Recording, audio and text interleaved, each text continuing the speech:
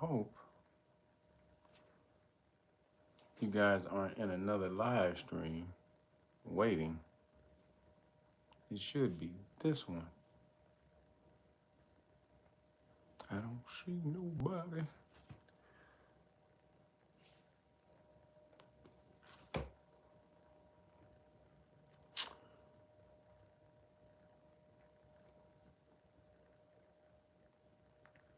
I don't see nobody. There they go. What up, Immortal 9? Summer Breeze. What's cracking? Team Hazard. Travion McClinton. That damn, y'all coming in fast. That crazy bitch Aries. Kissed by the Sun. K Gemma. Mr. Mozzie. Or Maisie.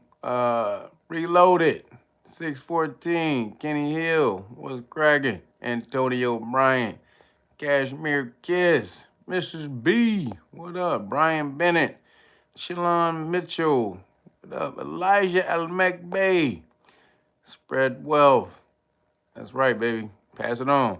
Bahamian 1964. It says Queen Fighter Chef.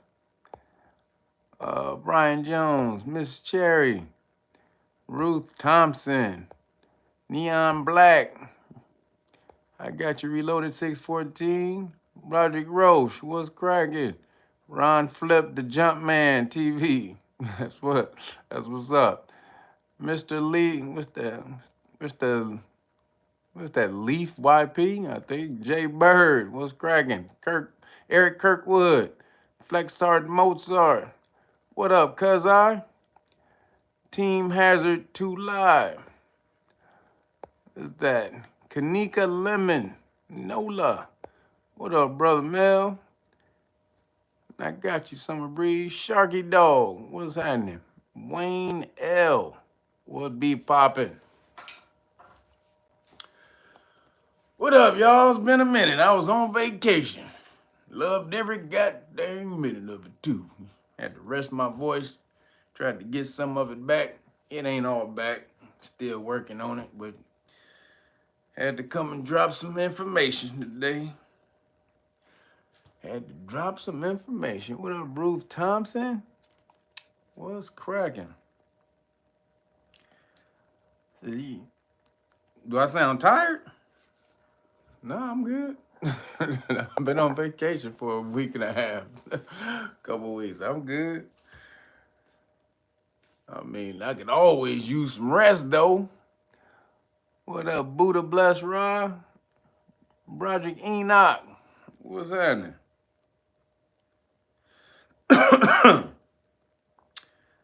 Man, what is popping? It has been hot as hell in LA, damn it. 87 degrees. That's hot as hell. I don't know what y'all think hot is, but 87 degrees is hell. It's a damn, what is it, Dante's Inferno. What up, MH? What's cracking, y'all? We gonna try to see what these crazy ass people's been up to this week. We missed a whole lot. There's been 2 weeks worth of news, so we'll see what we're able to get in here. Luckily, it's summertime, so people out are busy out doing things. It's not that much news that popped off in the last week or so. But we're gonna try to get through it. Anybody who ordered police stop law packages, the police stop law packages are gone. I have mailed them. What immaculate, appreciate you, brother. It says, Assalamu alaikum. What up, brother? Alaikum assalam. Peace be unto thee, my brother. But yeah, Know Your Rights Foundation. If you order a package, Know Your Rights Foundation is gone. So I sent you everything. You should have it, or it should be on its way. You know, and anybody, since I'm coming back, I've been off for a couple of weeks. Make sure you go and get the Great Book of Melanin Research. We need you. I need you to support on the Great Book of Melanin Research. It's all about all this biohydrocarbons you have. That mean bio-life hydrocarbons. The regular hydrocarbons are just they're not bio. That's what they power the world with, that petroleum.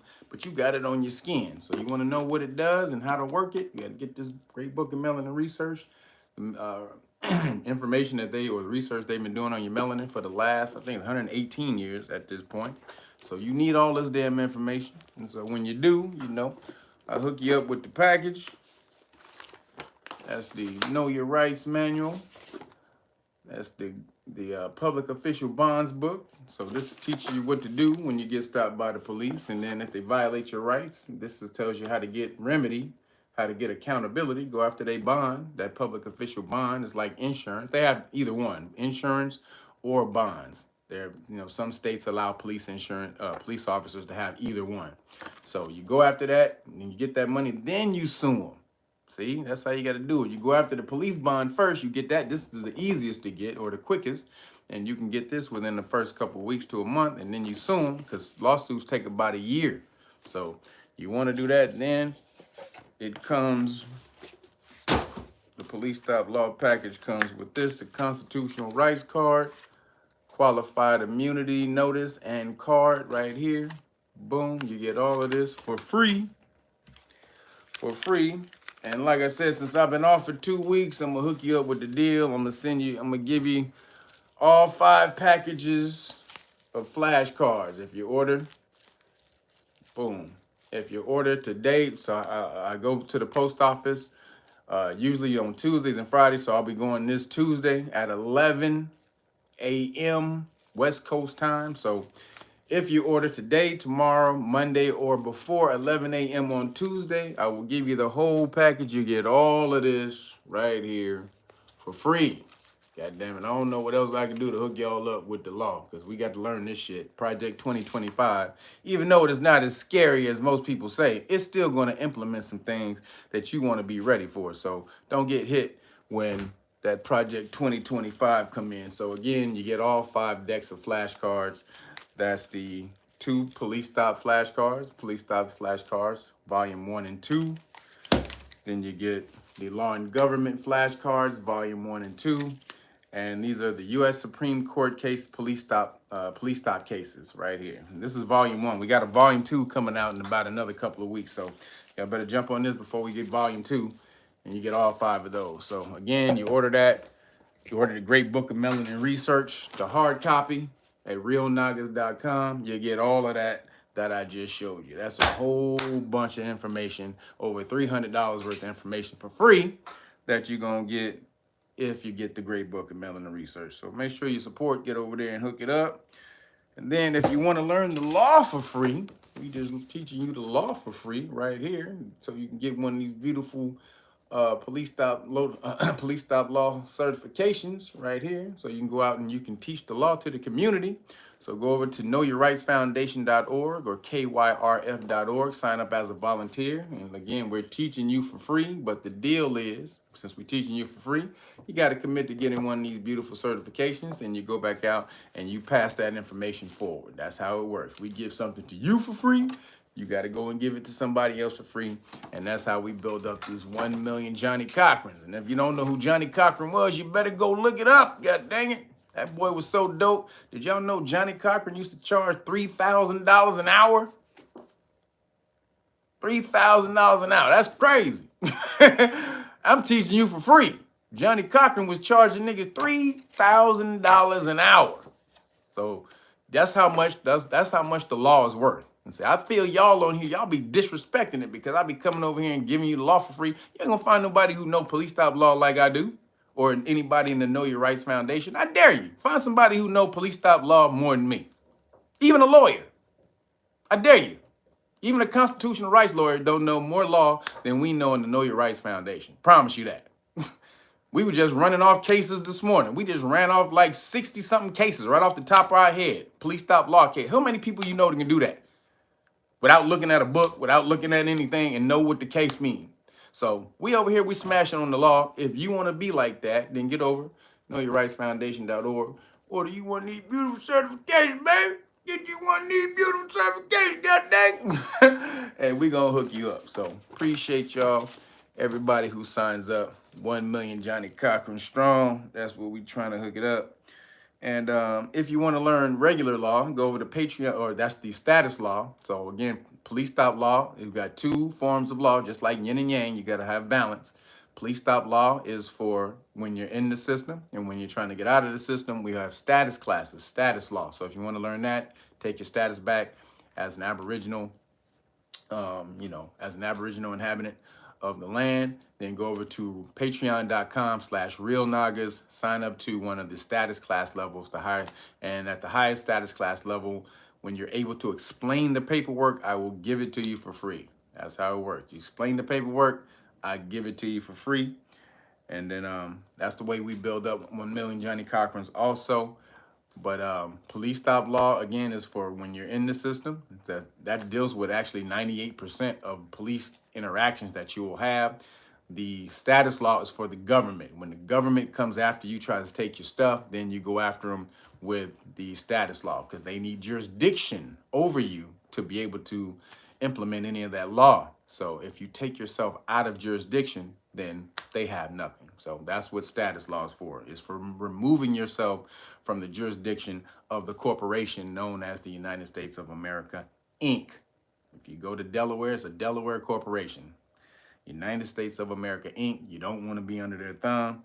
So get that status law again, patreon.com/real Nagas, hook that up. And thank everybody who's been hitting me up on the Cash App, giving me some chicken shawarma donations. I appreciate it.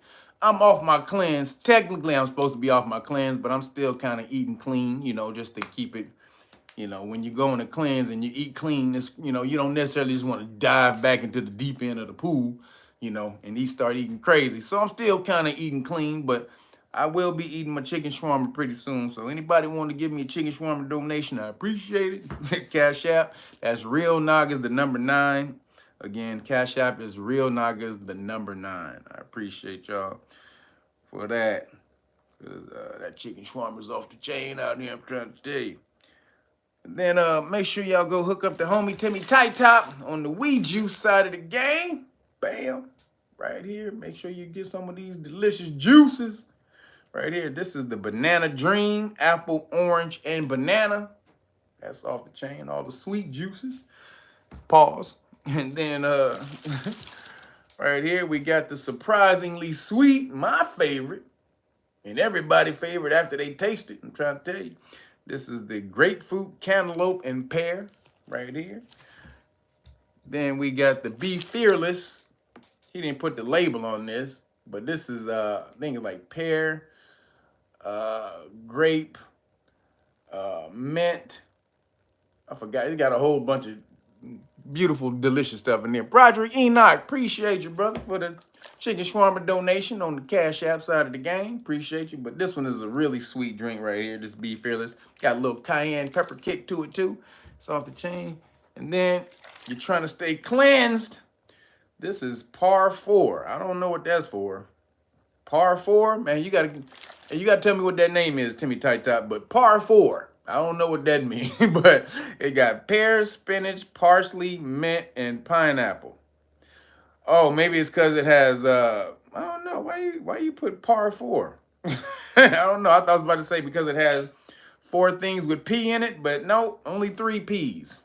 So I don't know what the Par 4 is about, but the pear, spinach, parsley, mint, and pineapple right here. Make sure y'all go hook the homie up, Timmy Tight Top. And you can call him if you want some of those juices. It's 323-776-2587. Again, 323-776-2587. He should have his website back up by now. I don't know. I haven't checked. Like I said, I've been on vacation. So, go over to wejuice.com if it's still up. This OUIjuice.com and see if he has it back up. If not, just give him a text or a call and he'll hook you up. Send it right on out to you. And get you on the health side of the game. And that's if you want to cleanse, just be healthy, body weight loss, any of that type of stuff. The juices will do it. Trust me, I just came off of one, and it's off the chain. So appreciate you, everybody. Who just hit me up? Melanated Tarot, appreciate you. Thank you for the super chat. All right, everybody, let's get on with it, please, because it's kind of hot up in here. Let's see what we can get to. So I've been going for a minute. So some of this news is excuse me. Man, I just took one of these ginger shots. That shit is it's coming back up. Ginger and turmeric shots. Yo, Janine Jackson, thank you for the cash app. Put that on my chicken shawarma. Appreciate you. But some of this news may be a little old to y'all, but it ain't new to me because I haven't gone over. I mean, it's not old to me because I haven't gone over it. But let's talk about it. So the first one, just wanted to get this out the way because your boy Trump seemed to be just winning like crazy right now. Y'all see he won the court case, the Supreme Court case where they gave him presidential immunity.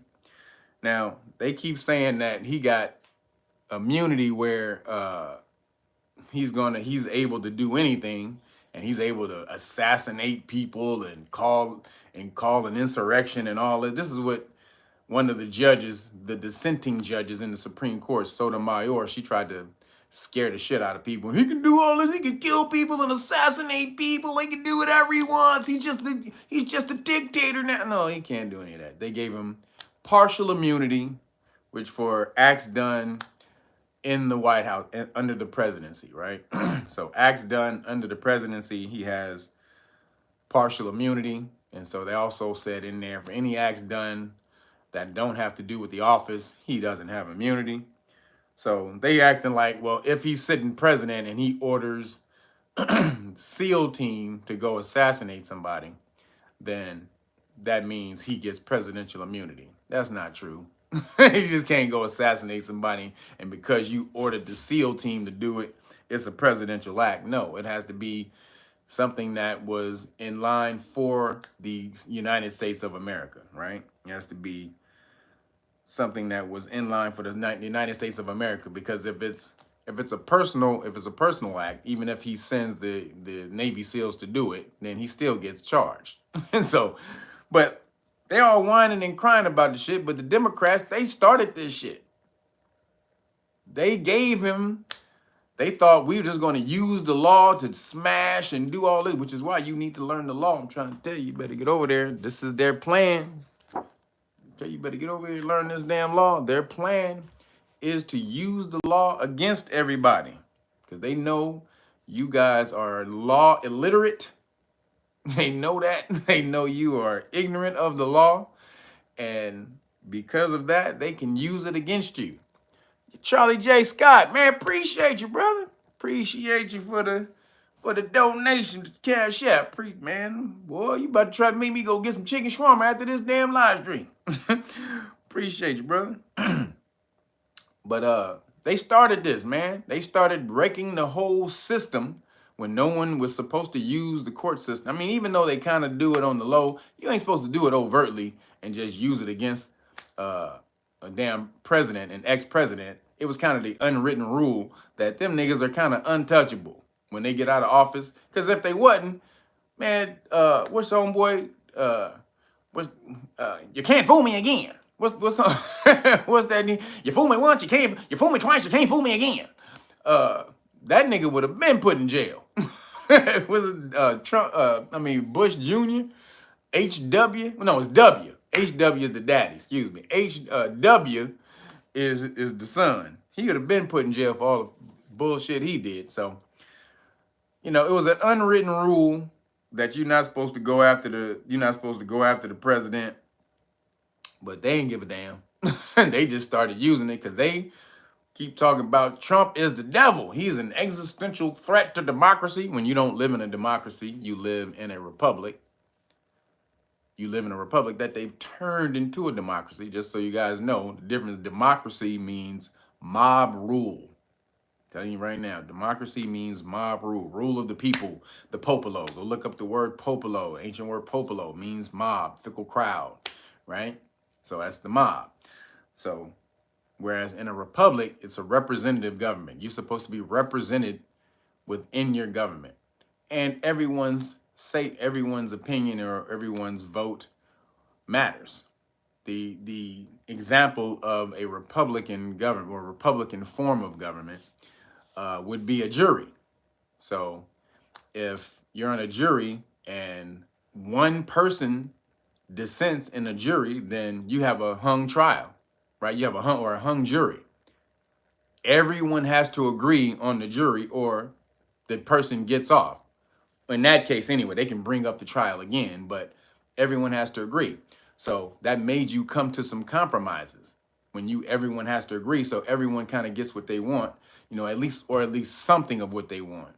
But in a democracy, 51% of the people rule the other 49%, and the 49% of the people don't get shit of what they wanted. 51% of the people get everything they wanted, 49% of the people don't get shit. So that's not how a government is supposed to be run. So they tricked you into believing that you're in a democracy, and you're not.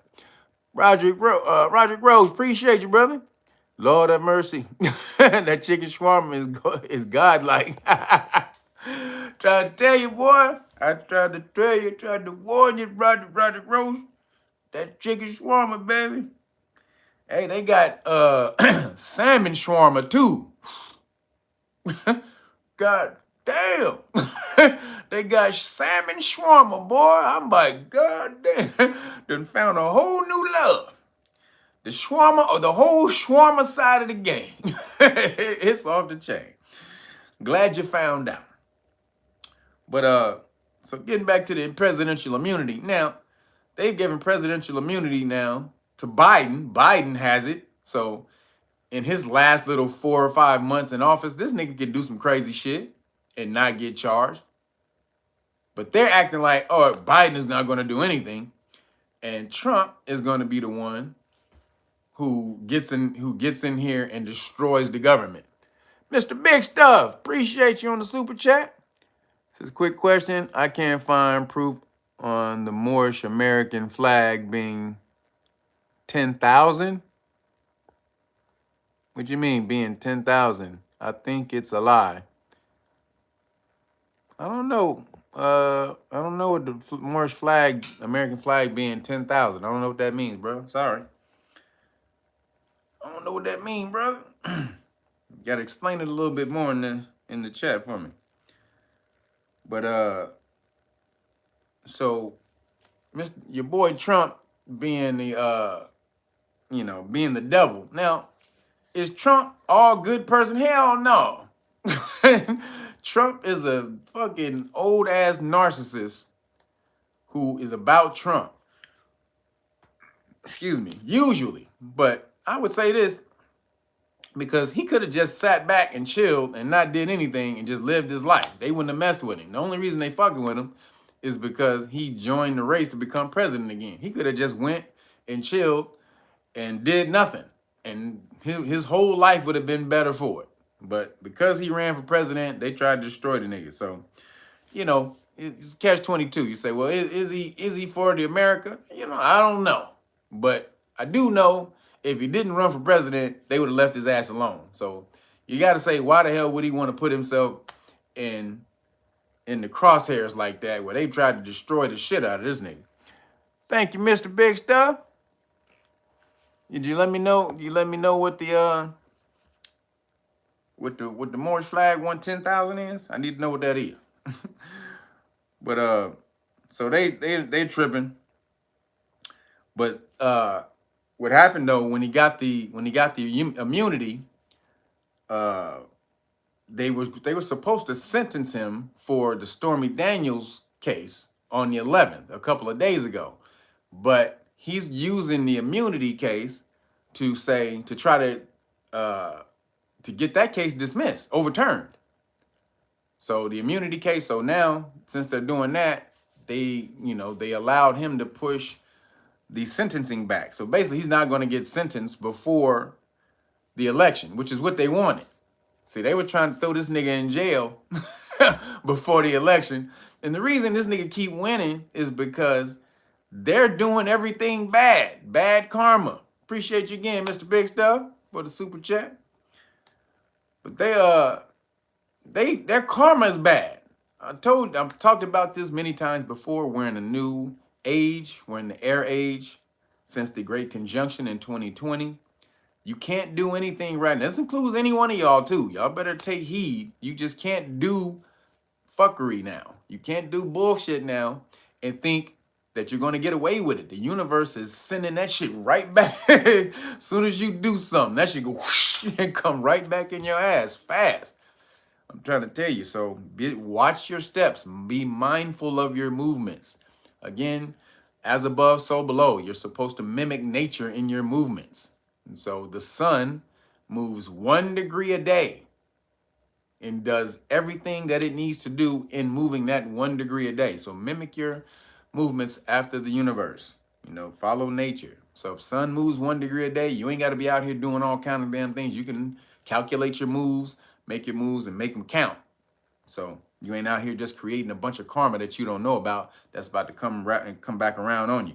So that's why I don't think Trump has done a lot, even though he said he talks crazy. You know, like Geminis. A lot of Geminis, they'll talk crazy, but they don't do a lot of crazy stuff. They talk a lot because they're the sign of communication. Not that a Gemini won't whoop your ass, because they will. Don't get it twisted. A Gemini beat the shit out of you real quick, you know, if you push the line. But most of the time, they just like to talk, and they just keep it pushing. Yo, codename Tip, appreciate you on that salmon shawarma today. Appreciate it. Hey, that salmon shawarma be off the chain, baby. I'm trying to tell you. Appreciate you, because I damn sure will get something after this live stream. But I don't think he did. I don't think Trump has done anything too egregious, because if he did, the CIA and the you know, the FBI and them, they would have been had him. If he had done some really bad shit, some against the law stuff, they'd have been had this fool. You'd see this plastered on the news all day, every day. They wouldn't have to make up all of this stuff that he paid off a damn a porno star, or that he defrauded the bank on his on his property value. Like, nigga, how he defrauded the bank when the bank was like, we good. What you talking about, cuz? We good, nigga. We want to do Trump business with Trump. Hey, Trump. Like, thank you, brother. They giving Trump high fives in the court and shit. Like, nigga, you my nigga, dog. We made a gang of money. So they wouldn't have to do all of this bullshit if he actually did something. Trust me. They would be plastering every damn thing that he did on the news all day, 24/7. You would not be able to stop hearing it. Thank you, Mr. Big Stuff. He says, Morish American flag, 10,000 years old. Oh, is it a lie? Oh, I don't know, man. I don't think so. But you talking about, so again, you get into the Americas, you know, who ran the Americas? It's the Aboriginals, and a lot of the MOOR say this was a Mexim and all. I don't get into all that. I get into, the Aboriginal Americans, Amarukans, really. That's what I deal with. I've been in them. I've done with the MOOR stuff and all that. Deal with the Aboriginal Amarukans. That's what you want to. That's going to be your best bet to stake a claim for this landmass, or in this landmass. Is calling yourself an Amarukan, an Aboriginal Amarukan. So again, I don't deal with the Morish Flag is 10,000. I don't deal with all that no more. That don't got nothing to do with nothing. It won't help me. I'm about practical information that's going to help free you, that's going to get you out there so you can make moves and do what you need to do every day without the damn establishment and the popo, you know, looking in your ass with a microscope. That's what that's what I'm about, practical information. Even though I studied all of that stuff, you got to hone it down to what you can use. You know what I'm saying? Otherwise, all that stuff is just loud noise in the background. It's dope. It's dope information to have, you know. And you can, you know, it's dope history to have, because we were Moors in history, but we weren't a Moorish empire. We didn't call ourselves Moors. It was other people who called us Moors because of our skin tone. You won't find in history where the Muslims called themselves Moors, a Moorish empire. You won't find that. But other people called us Moors because that's their name for us. You say, right now, Revelation, appreciate you. Have you seen Supercell? No. I heard somebody talking about it. Says it's pretty good. I'm going to watch it. I looked at it, saw it. I was like, ah. But now that I heard like 3 or 4 people talk about it, I'm going to have to go jump in and see what's popping. So I will watch it. So keep it going. AOC, she wants to impeach the Supreme Court because they basically gave Trump immunity. Now, she just filed articles of impeachment on the Supreme Court a few days ago because she says that, well, she only did it on two judges, Judge Alito and Clarence Thomas. Now, ain't nobody got no love for Coon Thomas. ain't nobody got no love for Clarence Coon Thomas. Yep, Brother Mel, he can EAD. So can AOC and all of them can EAD. God damn it, all of them can EAD. However, this is false charges against them. She's doing it because she said that they're biased.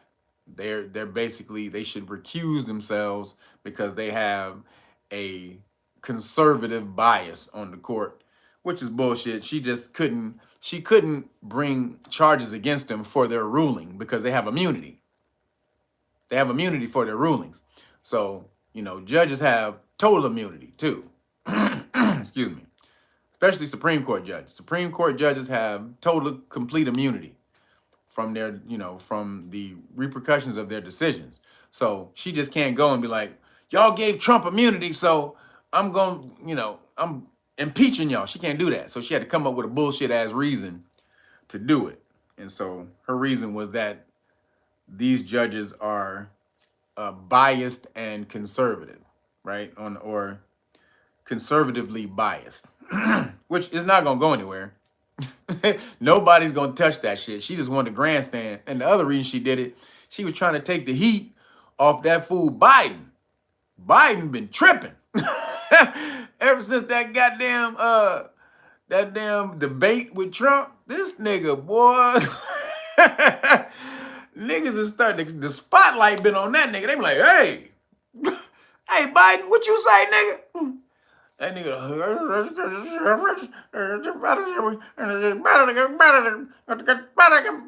America. What, nigga? Like, wait a minute, nigga. We was letting that go before the goddamn debate, but goddamn, nigga, what?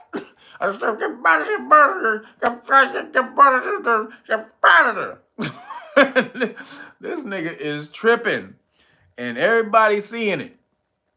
So she trying to throw the spotlight off of that nigga by impeaching the judges. Nothing's taking the spotlight off that nigga though. It's not happening. So this can be bad for presidents in the future for, trying to suppress the rights of Americans. This can be bad when they can start smashing on Americans and say it's for the good of America. They can now, with this presidential immunity, it's not a good thing, even though Trump probably should have it because he wasn't trying to incite an insurrection. They can't prove it, which is why he's never charged with that. But that's what they, that's the main thing they're trying to get him for. But doing this is not a good thing ultimately for whoever become president, because remember, this case is going to last forever now, unless Congress writes a law that states that no president can have immunity, because they can write a law that states that, but otherwise it's messed up. One Immaculate, appreciate you. He says, why did DL Hughley spaz on George Clooney for Biden? Because Obama told George Clooney to pull his money back. Obama is running all of that. You got Obama, and Obama's running Biden with a couple other people. You got two factions. Hillary Clinton's faction, who's still embedded in the White House. You got the Obama faction, who's still embedded in the White House. So them two fighting to try to rule who's really running Biden right now.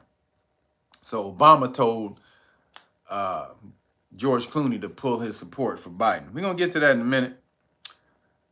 But then getting back to the Supreme Court, because they came through with a few rulings.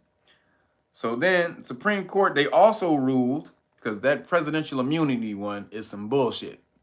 Because now you're going to get some evil cat in there who's going to smash on the citizens, American citizens, and say he was doing it all for the good of America and be able to get presidential immunity. Now, is this going to change anything? Absolutely not. This nigga's been doing whatever they wanted to do for since they've been in office, and none of them has gotten prosecuted when they got out of office. So, you know, they pretty much have had immunity anyway, right? So what this does, though, it prevents the Congress or them coming after him after a president gets out of office, because pretty much the president can do whatever the fuck they want to do in office anyway and get away with it. You know, you can impeach him, but that don't do shit. So when has impeachment ever really worked? But a couple of more Supreme Court rulings y'all need to know about was they repealed the Chevron case. So there was a case that dated the Chevron case of 1984 that gave government agencies the power to create their own laws, basically rules against you. And so the court would say, when you know, say like the ATF, they could create their own policy. And when they created their own policy, it became law. So if you took it to court and say, well, this is not constitutional, blah, blah, blah, blah, blah, then the court would say, well, we're obligated to go by whatever the government agency says the policy is. So they were bound to go by that. But now, since they repealed that, these government agencies can't do that shit anymore. Yo, Sam Stone, what appreciate you, brother? Because Biden said he beat Trump before and he will beat Trump again in 2020. Oh, yeah, we're going to get into the gaps of Biden in a second. Biden out here tripping. This nigga is weekend at Biden's, for real. But that Supreme Court case is big because now government agencies can't make law against you anymore. You can go after these cats for their policies that they come after you for that usually would have been backed by the court. Now you can come, but you can get these cats. I'm trying to tell you, but you can only do it if you know the law. I'm trying to tell y'all, man, the future of America, especially melanated people in the hood in America, is knowing the law. This is your next evolution. We all go through evolutionary times. Right now, this is the new evolution. This is what you have to go through to become better and succeed in the future. You have to know the law. You have to learn the system. You've been apathetic to it for so damn long. You just been sliding by. But now they are using that against you. They know y'all dumb as shit with the law. And they like, hey, let's use that shit against them. So when they do that, you got to go smash and learn the law. So then you take away, you take away their power against you. So this is what we're doing. So that Chevron case is big. But in the same breath, as they was taking away the Chevron case, these bitch ass, the bitch ass Supreme Court, they went and ruled against, so Missouri was trying to sue, because back before it was Louisiana, Louisiana, the attorney generals of Louisiana and Missouri, they were suing because the social media companies, the government were working with the social media companies to suppress American speech. Right, on these things during the pandeezy. You couldn't talk about the cupcakes or none of that. Remember that? They were suppressing everybody's speech. So these two states, they sued and went all the way to the Supreme Court. And then when it got up there, so a couple weeks ago, the Supreme Court told them that they had no standing for the lawsuit. So they didn't necessarily rule against them and say that the government agencies can, coordinate and what's the word I'm looking for? Not coordinate, but conspire, because that's what they pretty much were doing. They were basically telling the social media companies what to do, but saying it was a suggestion. Like, Did you see all of these people right here talking about how the cupcake was bad? I think, and this is the government talking to the social media company, I think this is harmful to the American public if they continue to talk about this. So if I was you, I would go shut these people down. And then the social media companies would take that as, oh shit, the government want me to come kick these niggas off the damn platform, right? So that's government collusion. They're not supposed to do that. The government is not supposed to be able to tell a corporation to violate your constitutional rights. All right, that's called state action doctrine, where you can go back and you can sue the government and the agency that was suppressing your rights. So the Supreme Court said, they came out and they said, well, Missouri had no standing to sue, meaning they needed to show injury, right? So there's something called in law called an injured party, corpus delicti. All right, go look that up. Corpus delicti. That means the injured body. You need for there to be a wrong at law, there needs to be an injured party, right? So they used that kind of against Missouri. They said, well, who was injured? Like, nigga, was Missouri injured by the social media? By the government working with the social media? Because if you can't show that the government the government of Missouri was injured by working with the social media companies, then you have no standing to sue. So that doesn't say, so basically they just kicked that back. They kicked it back down, right? So basically any individual person can sue these companies for that. They can go do it if they can show injury, that the government was colluding and you were injured by the decision. So like if they took you off the platform and you lost money, you lost your income, you lost your fame, like they defamed you, saying that you were a non-vaxxer and all the rest of that, because that's the term they was trying to use to take people out. You're a non-vaxxer. You're a non-vaxxer. No, get him. Get him. He's a non-vaxxer. Get him. So they were doing that shit, right? So if you can show injury because of that, then you can go sue them. But the government, Missouri, couldn't do that, so they ruled against it and basically left it open for the government to basically violate your constitutional rights, which is some bullshit. So even though the Supreme Court was doing some good shit, that one was a bad one. Supreme bitches. Supreme Court bitch ass niggas. So that was that. So moving along, getting into Biden. So you see that there is a civil war with the Democrats. And this shit is going down like the Avengers Civil War when Iron Man had to fight Captain America. That was a hell of a fight too. And I don't give a shit what that damn movie said. Iron Man would have beat the shit out of Captain America. God damn it. Iron Man in that damn suit, he would have beat the shit out of Captain America. But they had like Captain America had to win the goddamn fight. But so there's a civil war going on of people who want Joe Biden, the Democrats who want Joe Biden and to keep on going. They just like, we got to ride with him because they don't think Kamala, they think Kamala crazy than a motherfucker and she can't get in there and do shit. Then you got the other people like, this nigga Biden has lost, this nigga cuckoo. This nigga got the cuckoo bird coming out of his other ear on his side. Cuckoo. And that nigga go back in. This nigga head is a giant cuckoo clock. And they like, we got to get this crazy motherfucker out of here. This nigga don't know the time of day. So you got these two factions.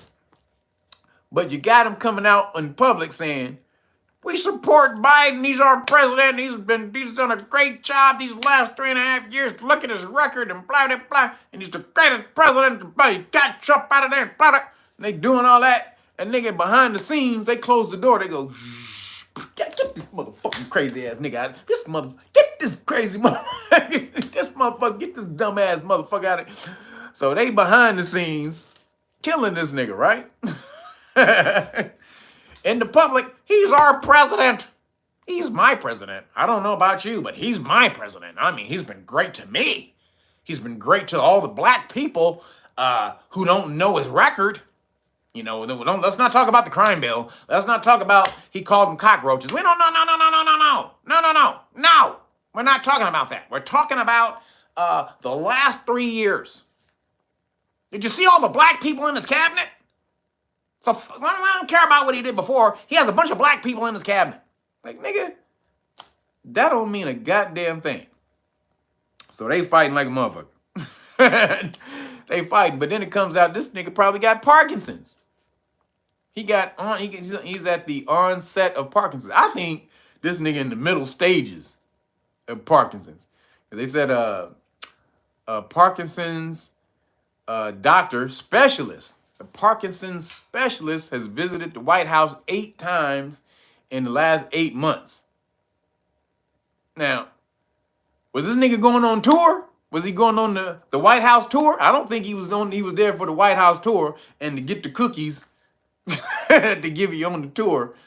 I don't think he was there to see the ballroom of the White House. This nigga was there because he was treating this nigga Biden for Parkinson's.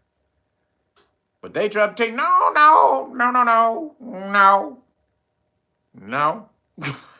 He doesn't have it. He doesn't have it. Did you see, what's old girl name? Corinne Jean-Pierre, whatever her name? How they tried to blaze her ass the other day? They really, finally the media is doing their job and starting to question people and starting to not take their bullshit. And she got blazed so much, she's like, come on. Well, we're not gonna do that here. What we're gonna do, we're gonna respect. There's gonna be respect here, okay? You're not gonna disrespect me. I'm not gonna disrespect you, okay? Now she just flipped it into y'all ain't respecting me because y'all questioning me. Bitch, that's what they supposed to do, bitch. That's their job. They're finally doing their job. And she gets her, we're not gonna have any personal attacks, okay? And then she just flipped out and did a rant on personal attacks and don't personal attack me and blah, blah, blah. Like, bitch, we can personally attack your job. The whack job you doing, crazy ass motherfucker. We can attack that. That's what we supposed to do. Now, ain't nobody sitting up here and calling you no black gay chick, queer. We ain't doing that. We are attacking your terrible skills at your job. You suck at it. And you lie your ass off, bitch. So we're gonna be respectful. You're gonna respect me. I don't have to respect the way you do your job. I can call that out all day. So she backfired with that, and then they tried to moonwalk and they tried to let her go because you know that you can't be seen on TV chastising a gay black woman. She got 3 infinity stones. Like, she got 3 woke infinity stones. Like, she got the power stone. She got the time stone. She got the reality stone. She got all them damn stones. If you seen the Avengers, the power stone, that allowed what's his name? Thanos to beat the shit out of the Hulk. You're like, what, nigga? The power stone that's a powerful shit. But she got 3 infinity stones of wokeness. And so they started moonwalking. We weren't personally attacking you. I'm sorry if you felt personally attacked. That's not what we're doing. We're not here for that. Blah, blah, blah. Man, shut the fuck up and smash her. That's what you're supposed to be doing. But there's a war going on because this nigga got Parkinson's and they've been trying to cover that shit up for years. We knew this shit for years. You've been watching that shit. We've been calling Biden Weekend at Bernie's since the beginning. This nigga been tripping and stumbling, shitting on himself at just just taking dumps on himself while he's standing. Like, nigga, who just stands at a damn event and go? No one does that. Code Dave Tip, appreciate you. It says Van Jones cry if anything happens to Biden. Oh, man, don't talk to me about Van Jones. I hate that motherfucker. Yo, Roger Rose, appreciate you. He says her wig made from wild boar's hair. Boar's ass hair, excuse me. her Corinne Jean-Pierre's hair is made from wild boar ass hair. Oh, nigga, that's hilarious. That's fucking funny. But she is full of shit. Like, she just get up there and lie her ass off all day. Like, how can you do that and your soul be right? How can you lie so much and that doesn't just rip? Like, you gotta be a demon, devil, soulless person to get up there and just lie all damn day, every day. And then try to defend the shit when people call you out. Oh, come on, man. So, now, Biden, he tried to clean it up, right? He tried to have something called a big boy press conference, and that didn't work. This nigga was stumbling and fumbling through that. Then he had a press conference with Zelensky the other day, and in the press conference, he called Kamala Vice President Trump.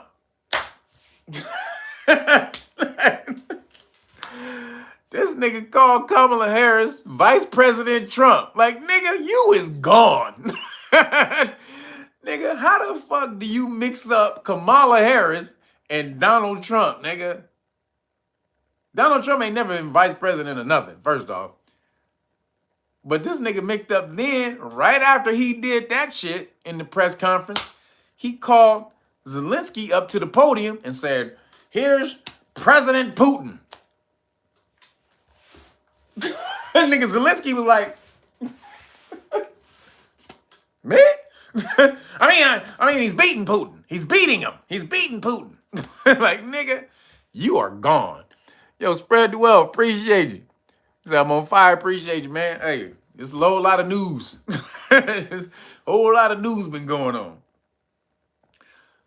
So this motherfucker said, called Kamala Harris Vice President Trump. That was the funniest one to me. But, I mean, even calling Zelensky President Putin, like, nigga, you have lost it. This nigga is gone. So, in public, like I said, in public, they win him. We're for him. Biden is our president. He's our president. He's mine. He belongs to me. Fuck you. Like, he belongs to us. But that's Kamala in public.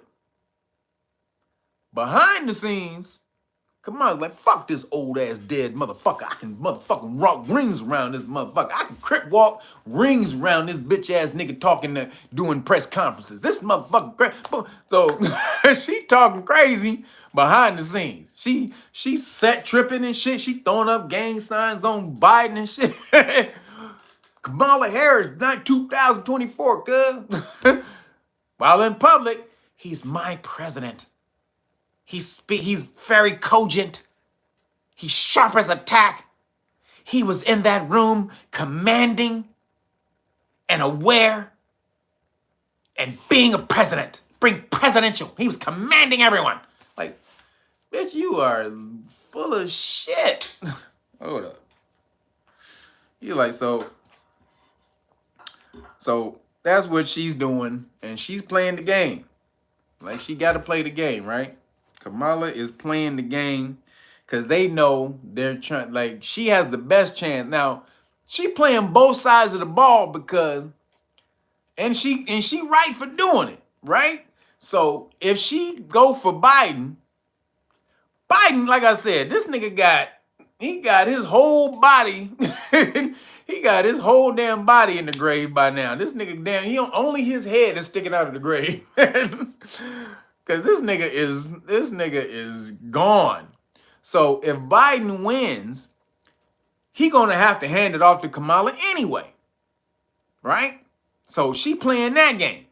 She playing that game like, if I stick with this old ass nigga, eventually, this nigga just gonna drop dead at the podium. She like, excuse me, this nigga gonna drop dead at the podium and then it's gonna be all mine. But then, behind the scenes, she like, I can win. I can win. Just pass me the rock.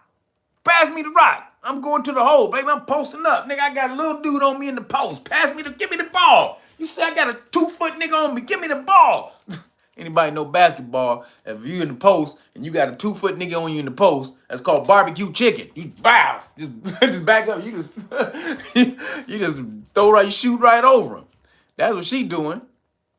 She's saying she got a low post game working on this nigga Biden and give her the rock. So she playing both sides of the card, which she should be doing. But It is a civil war going on. So, like I said, the media's been covering this shit up for 3.5 years, but they're coming after him now because all the money people, the super PACs and all the donors, they're pulling their money from him. They just froze $90 million of that nigga money. But this nigga's doing press conference after press conference after press. I'm still good. I'm still President Biden. I'm the person who beat Donald Trump in 2024. I mean, 2020. Oh, shit. Whatever it was, I beat him. And this nigga's going crazy. But you know who the real president is? Y'all know who really running shit? This person is not being mentioned at all in the damn news. The real person who's president. Do y'all know who it is? Let me see. Who y'all think it is? Barbecue. Roger Myers said barbecue chicken shawarma. That's hilarious. That's right. This nigga's barbecue chicken shawarma. Nope, it's not Obama. Nope. Obama probably has some say-so. Jill, there you go. Spread the wealth, hit it. It is Jill Biden. Jill Biden is president, y'all. It just came out, too. They just did a story on it. It's Jill Biden along with Kamala Harris and Kamala Harris's husband. They call him the second man or whatever the hell, because, she's the second lady. And so he's the first husband or the second husband or whatever the hell fuck they call it. But I think Jill Biden is fucking Kamala Harris' husband. Because did you see how they kissed each other during the State of the Union speech? This nigga damn near tongued her down in the goddamn. She was with it too. So I think Jill Biden, she hate this fool by Joe. She hates, they probably swingers. Yep. Because the way she kissed Kamala Harris' husband at the State of the Union, something was going down. Don't nobody's husband and wife kiss like that unless they each other's husband and wife.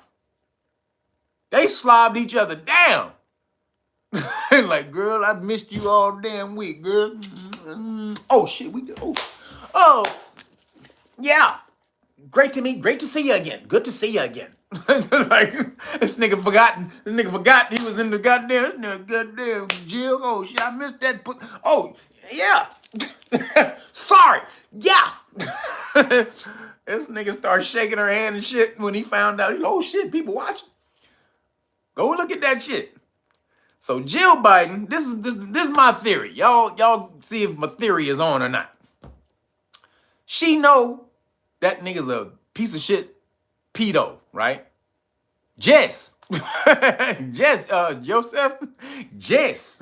It's Jill Biden. Jess. But she knows that Joe is a piece of shit pedophile. Pedo. Excuse me. She knows. Everybody in the family know this. Even baby Biden called him that. Pedo Joe, right? That's his son's name. Then the diary just comes out and it's confirmed that the one where his daughter says he was taking showers with her, and she feels that she may have been molested, but she don't know because she was so young. But it was when she was like 10 and 11. You don't take showers with your daughters when they 10 or 11. What the fuck wrong with you, fool? So Obama is sprinkling some, he's giving advice. I definitely believe Obama's giving advice to Jill, for sure. And Kamala and them. I'm sure Obama is the advisor, the consultant, who's pretty much kind of the big dog in the back, but really who's running it is Jill, because Jill don't want to lose power. And so Jill don't care that this nigga is foaming at the mouth and shitting on himself. And she don't care. She like, that's your karma, bitch. She probably think that's your karma. That's what you get for being a piece of shit human your whole life. And they don't care. She want to see this fool be destroyed in public. While in the back scenes, though, she telling Joe, you doing great, babe. They're underestimating you. They don't know who you are. Teach, go out and show them who you are, baby. You're the president. You show them. Yo, Joe. That nigga like, hell yeah, goddamn it, fuck that shit. Hell yeah, I'm fucking Joe Biden around this motherfucker, bitch. So she pumping him up in the back, right? And I promise you, I'm telling you, she done gave this little nigga a little nookie. She probably ain't gave that nigga nookie in like 20 years. But to keep that nigga on the low, she done gave his little crazy ass some nookie. And he think he back in the game. Nigga like, shit, I just tapped my wife last night, god damn it. Shit. She is using the cootie coo to control the world. While all the while hating that nigga. While she is the true president. I'm trying to tell you, that's my theory. That's what I see. Whatever y'all theory is, put it in there. But that's my theory. And she getting advice from Obama and the rest of them. While she tapping on the side, Kamala's husband. Tap, tap, tap it, tap. This nigga. Is Jill here? Is Jill? Where's Jill? They are doing some freaky deaky up in there. So that's why I think they don't mind shitting on him in public and letting his persona be destroyed, because they think he's a piece of shit, which he is. And this is all his karma coming back on him. All he wanted for his whole life was to be president. And when he finally gets the presidency, this nigga crazy. This nigga crazy. Yeah, allegedly. Yeah, they allegedly tapping. Jill Biden and Kamala's husband are allegedly tapping. Go watch that damn State of the Union address. See how she kissed that nigga when they walked in. Tell you right now, that's a little bit more than allegedly. But she hates that nigga, and he's getting his karma for all the shit he's done in the past, all the,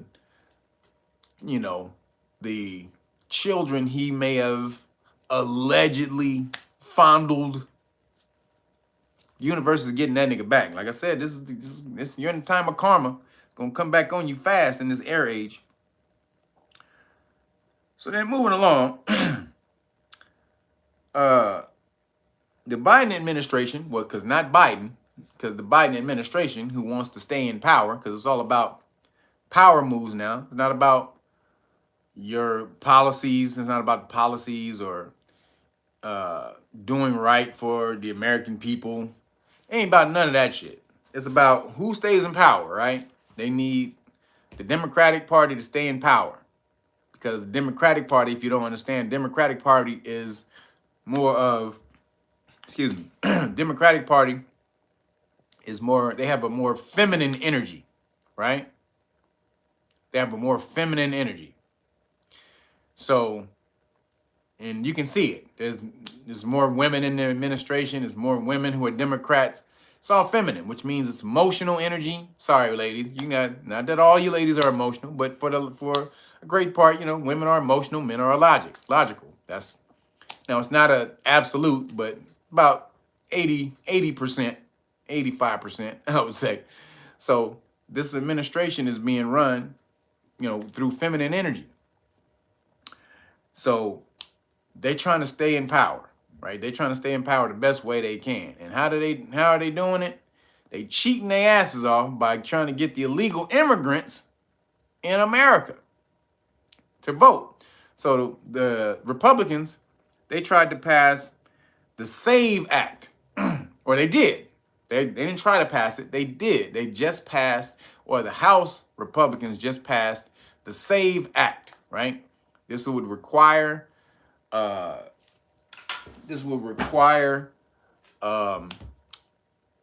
people who vote to have ID. Just some simple shit. This ain't nothing crazy. Whoa, what a concept. An ID to vote. Like, whoa, we're getting radical, guys. So they just want you to have anybody who goes up, and if you put your name and say, well, I'm this person, then you need to show ID to say that you this person, right? Because if you're registered to vote, they have your name on a list when you go vote. And so you just call out the name, you say the name, and if they see the name on the voter registration, then they just put you down. But you don't even have to prove that you're that person. So they passed the bill, and it's expected, though, to get shut down in the Senate because, you know, the Democrats run the Senate, right? With Kamala being the deciding vote. So they're going to shoot that down because they say, hold on.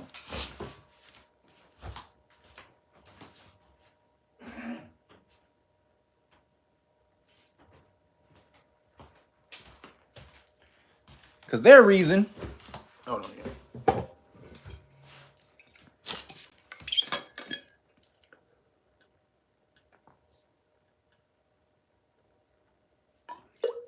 So their reason for, oh shit, I just spilled my water. Hold on, yeah.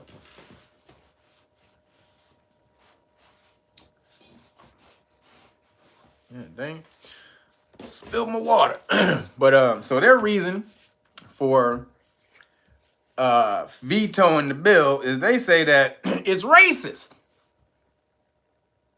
It's racist. That bill, on its face, on its surface, is racist. It's racist, man. It's fucking racist. Well, how is it racist? Because they said that you niggers don't know how to get ID. Niggers don't know how to get ID, man. I mean, come on. Niggers have no idea how to go get an ID. So it's crippling their vote. It's crippling their you know, what they want to do in society. You make them go get an ID. Huh? Wait a minute. Do they got to have an ID to get a bank account? Yes. Do you have to have an ID to get an apartment? Yes. Do you have to have an ID to get credit cards? Mm-hmm. Do you have to have an ID? You got to have an ID to do a million goddamn things in America. But voting, the thing that's probably the most important thing to do in America is voting. You know, when it's real. And I would say most times when votes come around, this shit ain't real. But this time, this is not a regular time. Usually this shit is theater. I know I heard somebody say, it's theater, this is all theater. It's usually theater, not now. This ain't theater because they're in the transition period. They're trying to move the world or America into a one world government, and you have these are the globalists. So you have the globalists and the nationalists fighting. This is around the world too. If you can see over in France, it's the same thing. They ripping shit up in France because the conservative people, they were about to win all the elections.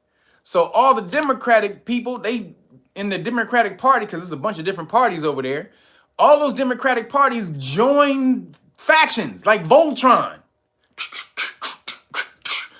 These niggas, even though they got different rules and philosophies and all of that shit, they said we need to defeat the goddamn conservative party, and they all joined forces to down the not Republicans, but their conservative party over in France, and they ripping shit up, right? They ripping fucking France apart.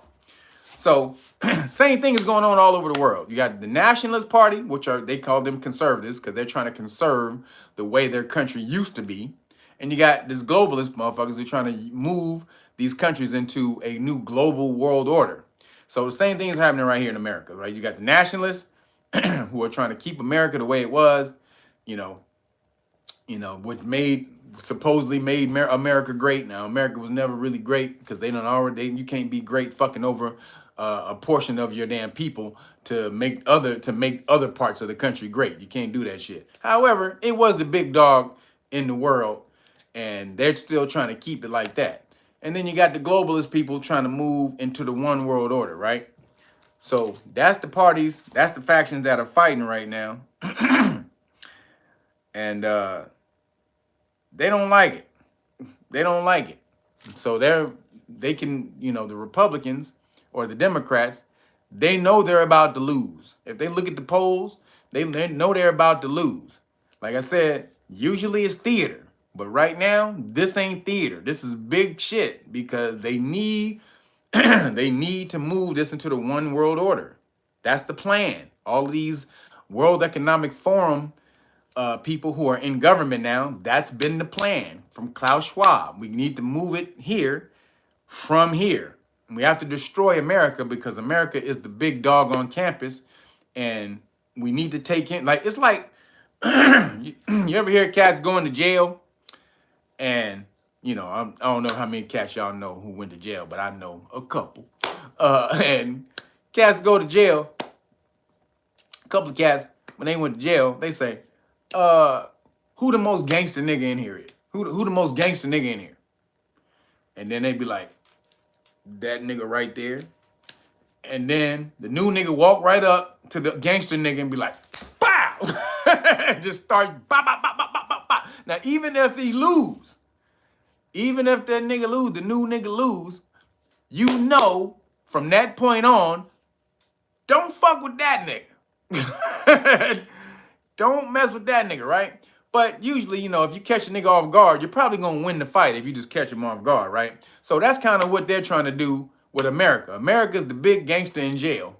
They're the big super swole gangster in jail who run the jail. And, you know, they got to come knock out America. The rest of the world has to knock out America in order to make the world move their way. Because if America doesn't move, everybody else ain't moving.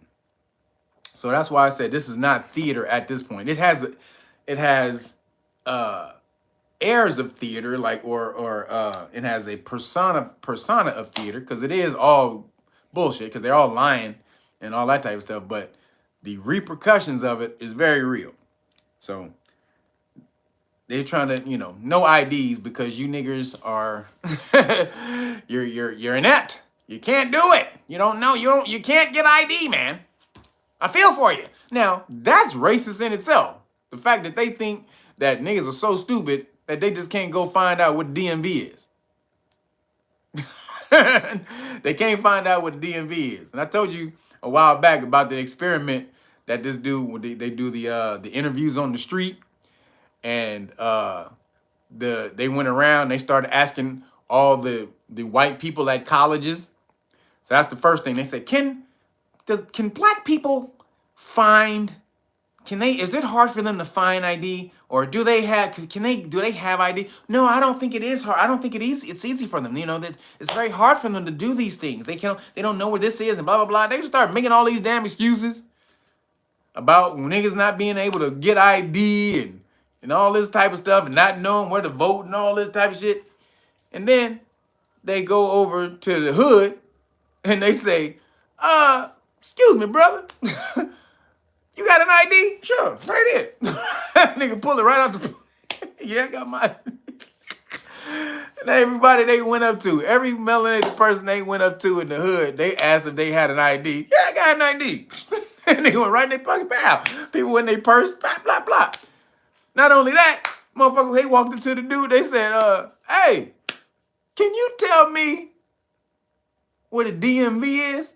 And they went up, they asked the most hood-looking gangster dude that you would think he ain't got nothing, right? They got this braids up and his head sagging everywhere. They asked that nigga, he was like, yeah, you go down 2 blocks down to Washington Street. When you get to Washington, you know what I'm saying, you're gonna make a right, you're gonna make a right when you get to Washington. When you go down there, you're gonna make another left, go down another 2 blocks. This nigga gave the exact directions on how to get to the DMV. But no, niggas don't know how to get an ID to vote, y'all. You don't know. You don't know, guys. I feel for you guys. You don't know. So they need to help you. And the fact of the matter is, they want all them illegal immigrants to go in there and vote.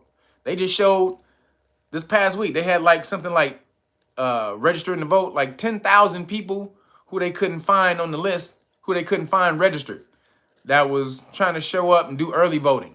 They had like and this is just one state. They had like 800 people who were dead. They had 800 dead people. How the fuck does 800 dead people show up to vote? This is absolute bull duckery. We all know what's on the bull duckery side of the game. So, like I said, Senate is about to veto that bill, which shows they trying to steal the election, because there's no logical reason for you not requiring a citizen to show ID to vote. That should be just the main normal shit to do. Won't you, hey, when you get on like what is it? Not Social Security, the county. when you get them, don't you gotta have ID when you go down to get county? I'm not sure. I ain't been seen that shit in a long time. Now, I'm old school. Have I been on the county back in the day when nigga was broke? Hell yeah. Living with 15 people in the house. That was a long time ago. But I think even when you went down there, you had to have an ID to get on the county, don't you? Jess. So, even broke ass niggas on the county got ID. But you don't need an ID to vote. Okay. So we are with the bullshit, right? We know. So I'm just saying, watch out, because it's usually theater right now. This is a competition. This is a real competition at this point that they're trying to steal. They trying to jack this shit, man. It's going crazy. If you're really watching this shit, what's going down, it's usually a theater, but not right now, because Trump is not part of the establishment. He not with it. He got his own money. They can't tell him what to do. This nigga has 15 aggressive signs in his astrological chart out of 22, which is crazy. 15 out of 22. Go look his chart up. That nigga has 15 aggressive signs out of 22. So nobody gonna tell him what to do. So they can't control him, which is why they need to get him the hell out of there. But he keep winning because he don't have that bad of karma. So moving along, in some Khazarian news, we haven't talked about the Khazarians in a minute. The new Khazarians, not just regular Khazarians. We talk about the new Khazarians over in New Khazaria. So Zuckerberg, this is on Facebook. Zuckerberg, who is a Khazarian, he banned the words Zionist and Zionism. You can't say Zionist or Zionism on Facebook, or you're gonna get your shit shut down, or they'll delete it, and you probably will get penalized if you try to keep doing it. Now, I ain't been on Facebook. I don't do social media. I don't do Facebook, Insta bitch, Twitter. I don't do none of that. This is the only social media I got right here, y'all. This it right here. Y'all better be lucky. Because if it wasn't for this, y'all wouldn't know me at all. Because I don't do that shit. But Zuckerberg is banning the word Zionism. Zionist and Zionism. Now all that means is you are for a New Khazarian state in Gaza. But it's become such a bad word now because it's them who are committing the genocide, trying to take out all the Gazan people, right? Now, they'll say the official number is like 45, 50,000 people. When they just came out with a report from over there, they just came out with a report. People are doing a study on this. They're really going out and finding the damn people and shit, and people who have been in the rubble and all that. They said it's closer to 200,000 people. I think the number that I saw in the news report was 187,000 people they estimated to have been taken out. That's crazy. Because if you was talking about the little tiny mustache dude, they'd be vilifying. If this was Trump, Think if this was Trump, not even doing it like Netanyahu bitch is, because Netanyahu, he's really doing it himself. He's the one authorizing all this because he don't want to get out of office because he knew what was going to happen. And he knows once he comes out of office, they're going to do an investigation on his ass. So obviously he can't, he can't get out of office. He has to keep wars going, which he's trying to start a war with Lebanon. But if this was Trump doing this shit, they be plastering this nigga as the devil all day. If it was 200,000 people, mostly women and children, kicking the bucket because he was giving bombs, 2,000-pound bombs to New Khazaria. They be murdering this nigga on TV, on the news. But no, they already compare him to the tiny mustache dude from World War II. But they would really be calling him that. But no, we can't say that about the New Khazarians. You can't even call it a genocide.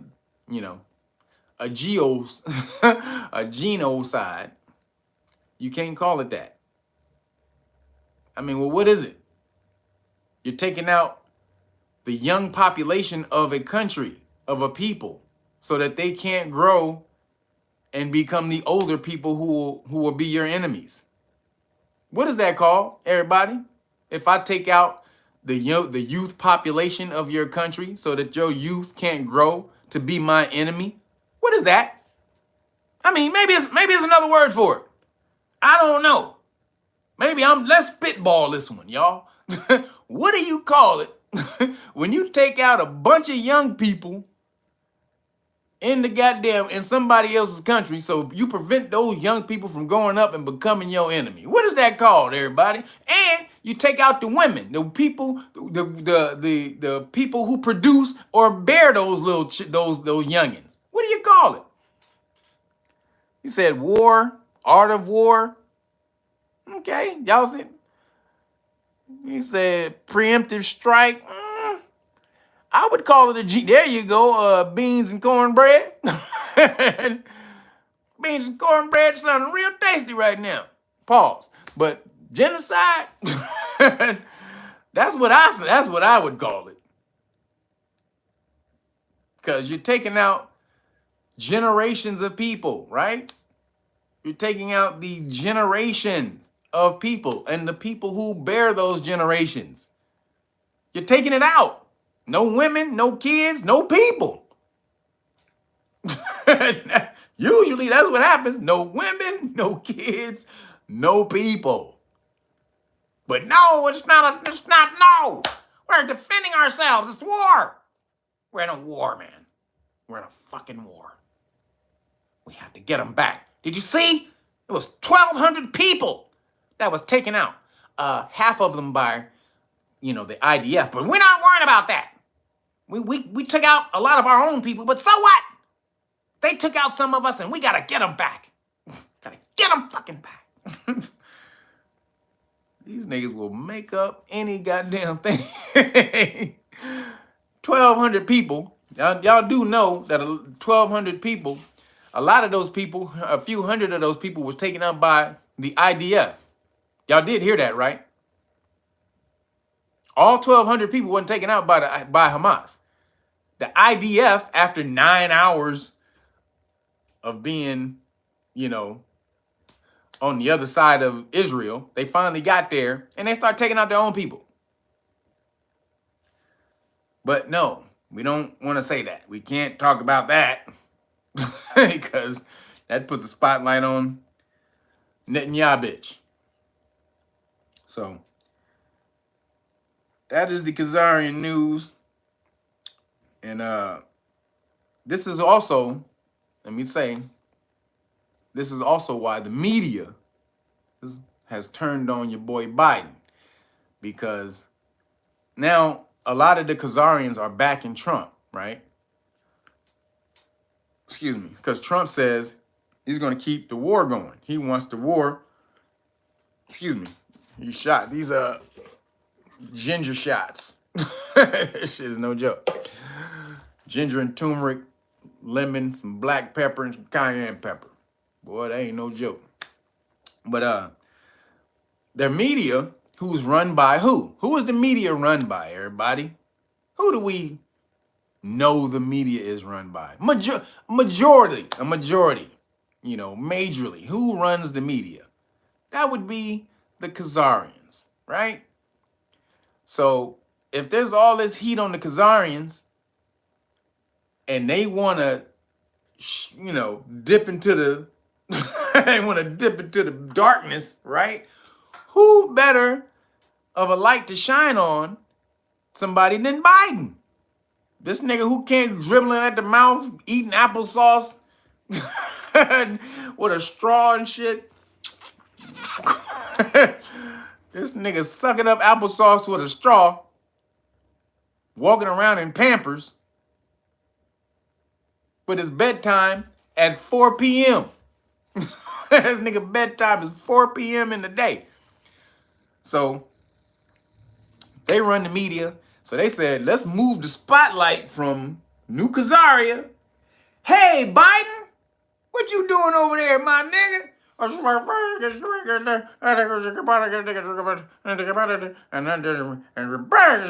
America. Yeah. Yeah, man. Sure. For sure, Biden. They're like, keep doing that. They finally done turned the damn spotlight on that nigga. And you ain't heard nothing about the New Khazarians since that damn, that debate. You ain't heard nothing about New Khazaria, huh? Since that debate, everything that's been on the news has been how to get this bitch ass old dead nigga. This nigga look like fucking Freddy Krueger. This nigga looking like Freddy Krueger.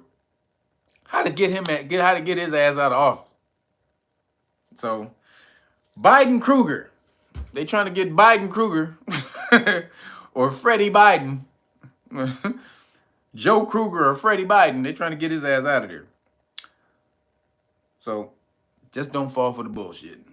Moving along.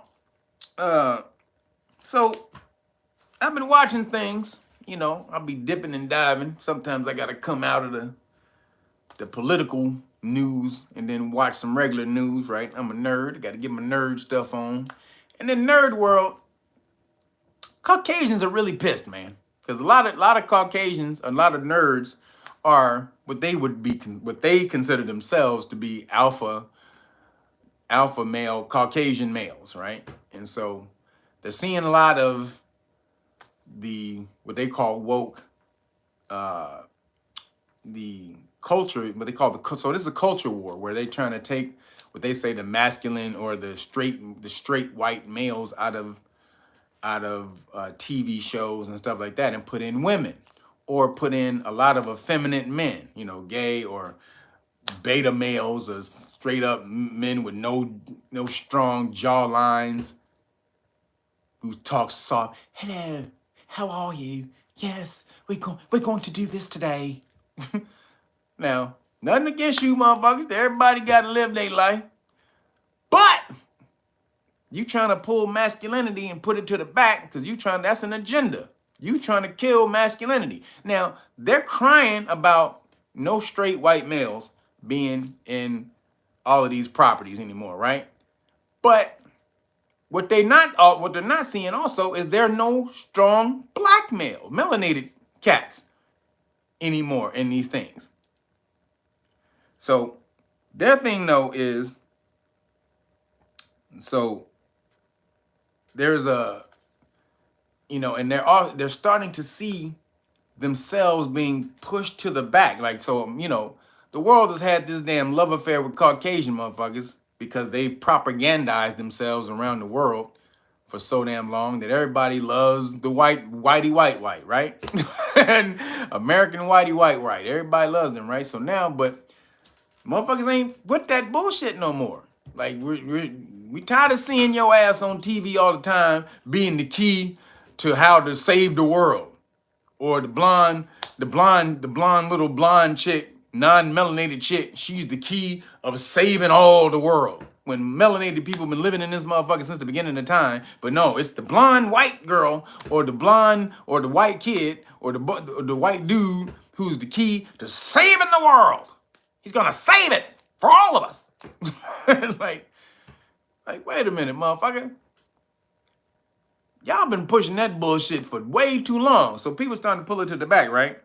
So it's happening everywhere. Caucasian conservatives, they're mad because, this is just part of it, the military, and this is in America, the military is starting to teach correct history of Thanksgiving. That it was stolen from, it was stolen land from the Native Americans, right? From the Aboriginals. So in the military schools, they're starting to teach this. Hey, shout out to the military schools. Hey, I gotta give credit where credit is due, damn it. Shout out to the military schools. They are saying, excuse me, no, this Thanksgiving thing that we've been celebrating for so long, it's pretty much bullshit, and we need to change it up.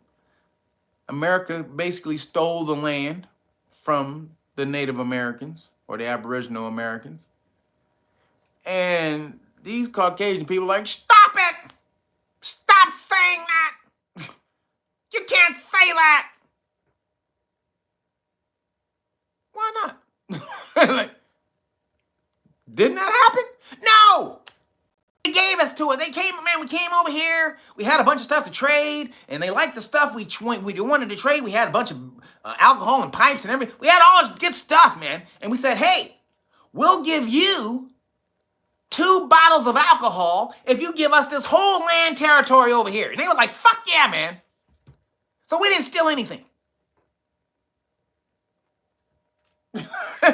That's how it went down. Are you sure? Yeah, man. We had a bunch of Jack Daniels. We had a bottle of Jack Daniels and some Jimmy Bean, and we had some what's the other stuff? We had some Crown Royal, and we just said, hey, we'll trade you all of this for all of this land here, all of this for 2 beautiful bottles. Two beautiful bottles of alcohol. And they were like, fuck yeah, man. You didn't steal any of this land. None of it. You didn't go raiding Aboriginal villages, throwing disease blankets on Aboriginal land with your stank ass diseases you bought over here from Europe that you knew the Aboriginals didn't have an immune system to. You didn't do none of that. What are you talking about? What? These niggas over there like, what? Huh? What? Who? What do you mean? You heard what I said, bitch ass nigga? Didn't you bring disease blankets? You got all the Native Americans drunk on alcohol so that you can steal the land? You didn't do that? You didn't just raid the land and just take the land and kill all the goddamn Aboriginal niggas and steal the women? You didn't do that? You didn't trick you didn't trick a bunch of Aboriginals into signing bullshit contracts where you gave these niggas two boxes of chicken nuggets for 20,000 acres of land? Like, nigga, you ever had a chicken nugget? Huh? I know you haven't. I know, you may know what a chicken is, but do you know what a chicken nugget is? Fuck, man. You've been missing out, bro. You've been fucking missing out. Check this out. Check this out. Take this back to your fucking TP. But this gonna blow the fucking feather off your head. Take this back, and then, yeah, we're just gonna take this 80,000 acres right here, for the box of chicken nuggets. like, nigga. Box of chicken nuggets. You gonna take 80,000 acres of land. Yeah, man. It's fucking, hey, did I tell you? It's barbecue sauce chicken nuggets. Ooh, oh my God. It's barbecue chicken nuggets, man. Barbecue chicken nuggets. Have you fucking had that? Huh? You're missing out, bro. They were like, shit, barbecue chicken nuggets? That sounds goddamn good, goddamn it. Like, hey, what about chicken shawarma nuggets? I bet you haven't had that, have you? Chicken shawarma nuggets, man. Oh, I just blew your fucking mind, man. I just blew your fucking mind. Hey, man, give me that fucking hell. Give me that goddamn fucking thing with the feathers. I just blew your fucking mind off. You don't even have a brain to hold that. Give it to me. They was like, nigga, chicken shawarma nuggets for only 80,000 acres of land? Shit. Nigga, sound like a good deal to me. Just so we're clear, I'm not bullshitting, y'all. That's what happened to the Cherokee. That's what happened to the Cherokee.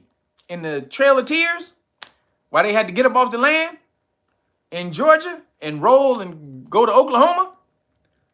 That's because the two leaders of the Cherokee signed over the whole goddamn land for the whole goddamn nation of Cherokee. Go look that shit up. Two bitch ass niggas. The lead head motherfuckers, they made a deal. They went over there and got some chicken shawarma nuggets. They probably gave them two chicks, two little, hey, we're gonna give you two bitches. Then y'all go take that back to your TP. I'm proud of you. You ain't never had no European bitches, huh? I'll tell you right now, that's gonna wear your ass out. That's gonna blow your TP away, my nigga. And 3 boxes of chicken shawarma nuggets. Hey, nigga, sign on the dotted line right there. And that's what happened. 2 motherfuckers signed over all of the Cherokee Nation rights to the land. I will say, when the Cherokee found that shit out, they took them 2 bitch ass niggas out. They didn't get to taste them damn chicken nuggets. The chicken shawarma. They didn't get to taste them bitches because soon as they found out, them 2 bitch ass niggas got taken out. I hope they hung them niggas up by their ball hair. But they killed them 2 niggas. But that's what happened. They were tricking the Aboriginals into signing over the land. So they said the researchers say it's a perverse, it's perverse to teach this to kids of Americans in uniform. Because, it's on military bases, right? This is military schools. They say it's perverse to teach young kids in military uniform that their country, the military or the government that they want to be a part of stole this land. It's not right. It's not fucking right, man. Is it the truth? Don't ask that question. We're not talking about that. We're talking about, is it right? Is it right? Is it right to teach these young people to hate themselves, to hate the country that they came from? It's not right. Wait a minute. But is it right? But hey, is it true? Huh? Is it true, motherfucker? We're not talking about truth right now. We're talking about, is it right? Well, the truth ain't right. Like, nigga, y'all full of shit. Y'all with the bullshit. It says, campaigners have uncovered worrying teaching materials for the Pentagon's 160 military schools that many service members may see as unpatriotic and even scary. It's unpatriotic to teach them about their own history, about the fuckery that America has done. It's unpatriotic. They won't want to fight for America if they find out that America's full of shit. Well, duh. Nigga. We need people to fight for America. Like, nigga, no. Y'all full of shit. Then it says, training manuals for its 8,000 teachers advise that Thanksgiving feast have no historical basis and that America was founded on land stolen from natives. Hey, like I said, I got to give credit where credit is due. Hey, military schools. I'm going to give you the thumbs up on that one, baby. Thumbs uppity on that one. So, this is crazy. So this is why, you know, this will have basically, or this is why America will have continuous karma for people who don't want to deal with the bullshit past that America has. You got, man, there's no escaping karma. None. Zero. As you see with Joe Biden and all the Democrats who tried to do all of this bullshit to Trump. Not that Trump is a great person, but he didn't do all the bullshit that they said, which brought about a certain level of karma, which is what they're dealing with right now. You cannot escape your karma. And so this is what America is trying to do by just, we don't talk about that. We don't.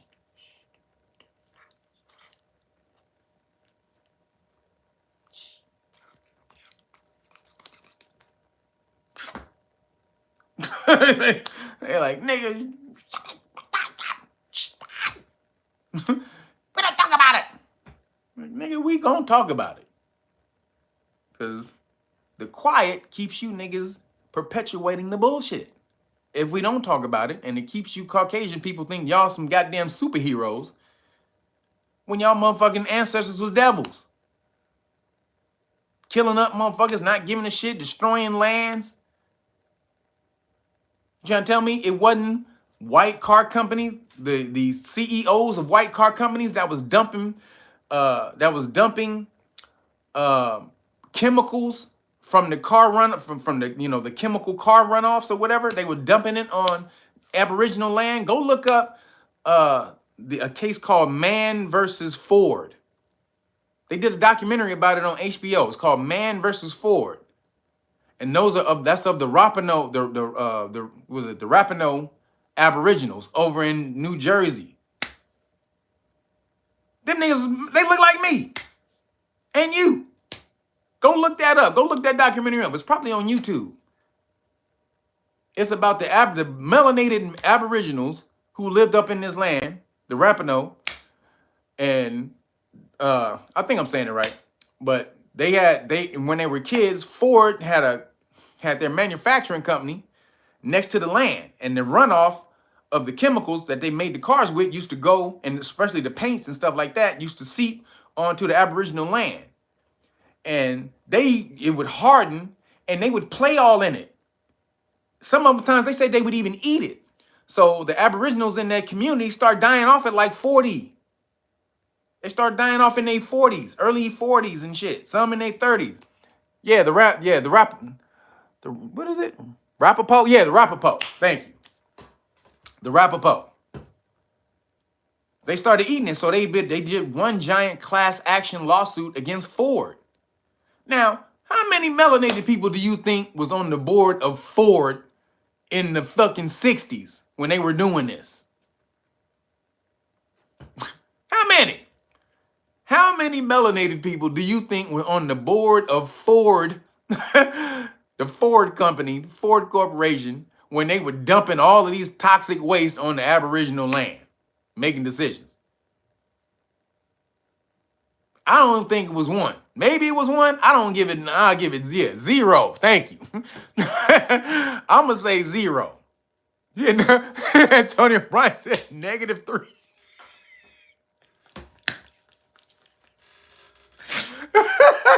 Antonio Bryan said -3. That's hilarious. -3. That's hilarious. But yes, like absolutely none. There was none. Hold on.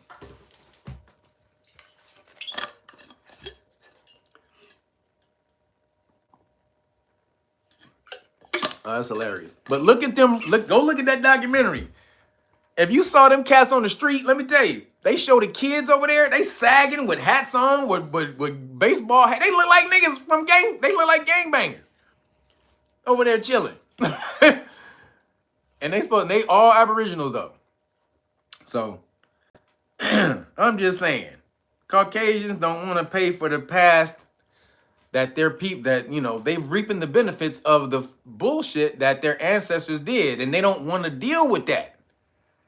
Like, nigga, if you get stolen goods from somebody, That's illegal. In every goddamn country of the world, if you knowingly receive stolen goods, that's illegal. It's called accessory after the fact. Look it up. If you receive knowingly, it got to be knowingly, if you knowingly receive stolen goods, you are an accomplice. It's called accessory after the fact. So all these Caucasian people want to just keep quiet and we didn't do it. Or no, we didn't do anything. We didn't do anything. That was them. That was them. Like, nigga, how much benefit did you receive from the bullshit that your ancestors were doing? I don't know what you're talking about, man. I don't know.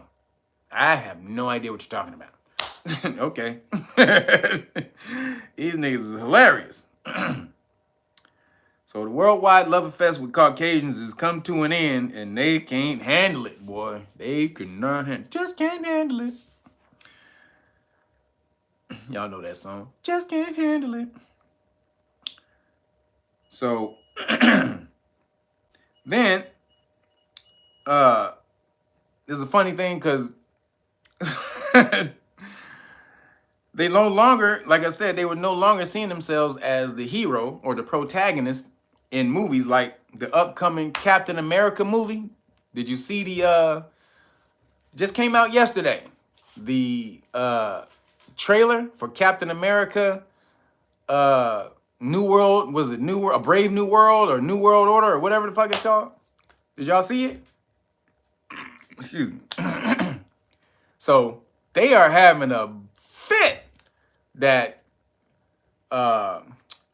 what's his name? Steve Rogers, the Caucasian man, Steve Rogers, is not Captain America anymore. They are, so they don't even call, because, you know, if y'all don't know, Falcon in the comic books, Falcon, for just people who don't know, Falcon, who was in the Avengers, and he becomes Captain America, right? So now Falcon is Captain America. If you didn't watch the TV show, Falcon and Winter Soldier, in the show, he became Captain America, right? He was, Captain America passed him. Well, in Endgame, you saw at the end of Endgame, Captain America gave him the shield. But in the show, he had some trouble with being, you know, being Captain America because, you know, America's been, you know, shit to niggas for so long. He had been shitting on niggas for so long, so he didn't really want to be Captain America, but then he found out he had to do it, blah, blah, blah, whatever. So Caucasian people had a goddamn fit. He's not Captain America. He's Captain Black Falcon. That's who he is. You're not Captain America. You're Captain Black Falcon. Like, nigga, his name wasn't Black Falcon. It was just Falcon. How did he become Black Falcon? How that nigga become Black Falcon? He was just Falcon. Nigga, they hate this. They hate the fact that America is being represented by a Caucasian, by a brother, a melanated person, but don't know that America is named after the Aboriginals, Amaruka, the melanated Aboriginals who were here. You are literally, every time you go around waving your flag and America, America, make America great again, and I'm American. I'm an American. What's that? Born in the USA. I was born in the USA. They be riding, but nigga, you are, America is Aboriginal. Amaruka. Land of the dragon, the feathered serpent. That's why we're dragon Moors. And Phoenix Moors. If you were the Dragon Moor was the nigga who cut you cut you up. The Phoenix Moor would come and offer you a book first, and then if you started tripping, then he would cut you up. But the Phoenix Moor was more diplomatic first, and then he would, you know, smack the shit out of you if you started tripping. But the Dragon Moor just smacked the shit out of you just because. And so again, land of the feathered serpent, land of the dragon. That's what Amaruka means. America is land of the dragon. That's why you see me with the Dragon Moor and all that stuff all the time. So they are hating the fact that Captain America's a nigga. they are dying, nigga. They are dying inside. They just can't handle it. So then these marginalized Caucasian people, because we know most Caucasian people are marginalized, right? They're set aside in society by the government, by the establishment. They're pushed to the side, man. They're forgotten about. Their history. According to them, they're marginalized. There's nowhere a white man can walk anymore without being shitted on. That's almost true. And Caucasian people they're kind of hot potato right now. Or a hot bag of dog poop. Nobody trying to hold on to that shit. So, but they're saying that, so Hollywood is blackwashing history. Hollywood is blackwashing history. So again, throwing Captain America. We're going to throw Captain America in there as an example. Then the new movie with Denzel. Right? So first of all, let me go back. Remember Cleopatra? The Cleopatra TV show that came on Netflix. They were shitting about that, talking about Cleopatra was a white lady. She was from Greece. She was Macedonian. Like, nigga, she was a mixture of a whole bunch of stuff. She damn sure wasn't completely pale like your European ass living in the goddamn mountains in the snow with no sunlight. That ain't where she from. She was from a place with a lot of sun. So she was definitely most likely melanated. Maybe not as melanated as, you know, and we're talking about, there is like 7 Cleopatras, just so we're clear, everybody. They're talking about the last Cleopatra, but there are 7 of them. So you got to do your history in Kemet. There were 7 Cleopatras. So they talking about the last one from the Ptolemaic dynasty, right? When she wasn't black, man. And all these black people just keep trying to go back. Just because it's Africa doesn't mean everybody in Africa was black. like it kind of does. The only reason it ain't because your bitch ass came over to Africa trying to steal shit like your ass be doing. Now, do all Caucasians do that? No. But did those Caucasians do that shit in the past? You goddamn right. Alexander the Not Great. The bitch ass Alexander the Not Great. So Denzel now, they crying about Denzel being in the new Gladiator movie. And if you saw the trailer to that, you know, Denzel is in Rome. A nigger in Rome? There was no niggers in Rome. There was not one fucking nigger in Rome, man. Not one. Show it to me. They are pissed. Also, because Pedro Pascal, a Mexican or Hispanic, he's also in the Gladiator movie. There was no Mexicans and no goddamn black people in Rome. God damn it. There's only white people. Like, are you sure? I was just about to say that. Septimus, yep. I was just about to say, man, you beat me to it, True Knowledge, damn it. Don't be blowing up my damn live stream, man. I was about to get to it. You jump stepping. Don't be hot leapfrogging. True Knowledge. I know your name is True Knowledge. You hold that shit back till I say it. Giving away the goddamn messing up my shit, man. But yes, Septimus Servus was a melanated emperor of Rome. The Romans. My Rome. My Romans. To me, my Rome. Yeah, it was a brother. I'm just messing with your True Knowledge. But yes, the brother, Septimus. They just skip over all that shit. The Etruscans was melanated. Go look up the Etruscans, please. All niggas. But no, there was no black people in Rome. Only Romans, only light-skinned Romans. Like, if you don't get your dumb ass out of here. Yep, Black Athena, yep. There's a documentary called Black Athena on YouTube. Go look it up. I got it in my playlist. If you go to where it says Black Rome or Blacks in Rome, I have a playlist called Blacks in Rome. So it teaches you all about the melanated people that were in Rome. But for Caucasians, Denzel is out of place. How dare you?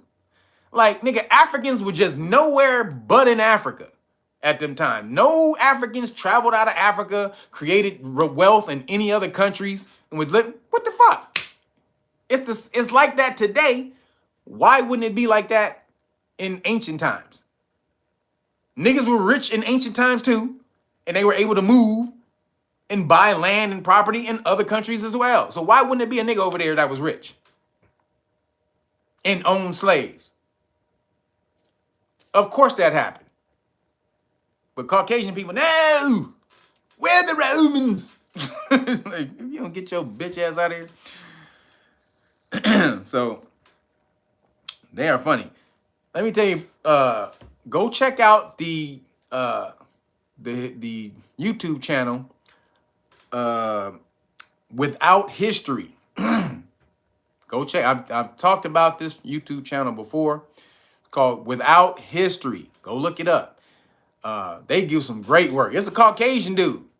So we can't say it's not a melanated brother. It's a Caucasian brother who be breaking off how melanated people were the beginning of all goddamn ancient history. How the Carthaginians was melanated, how Hannibal was melanated, because they trying to say now, because, you know, Denzel's about to do the Hannibal movie, that Hannibal wasn't a brother. He was Phoenician, right? That's what they say. But he's from Carthage. You know, Phoenicians took over Carthage, and so, but he was Phoenician when he was Carthaginian. So no way he was black. He was not a black man. So they say you're blackwashing history. You're trying to just black people are just trying to put themselves in every place in history. You're blackwashing. Do you mean like, what's that nigga who played Lawrence of Olivier? What's his name? Lawrence of Arabia? What's his name? Something Olivier? Or going to the movie, The Gods of Egypt. Remember that movie? Did anybody see that movie? It wasn't a good movie at all. But anybody see the movie, The Gods of Egypt? And it should have been The Gods of Kemet. Why was Horace and all of them Peter O'Toole? Thank you. Was it Peter O'Toole? No, Laurence Olivier. Was it Laurence Olivier or Peter O'Toole? Laurence Olivier, that's the dude I'm thinking about. But was it him or Peter O'Toole that played Lawrence of Arabia? It was Lawrence of Arabia. I think it was Peter O'Toole, right? But in that movie, the Gods of Egypt, it was all Horace and all them damn cats. It was all Caucasian. Fucking British motherfuckers and Scottish. The only melanated person they had as a god, shout out to him, was Chadwick Boseman.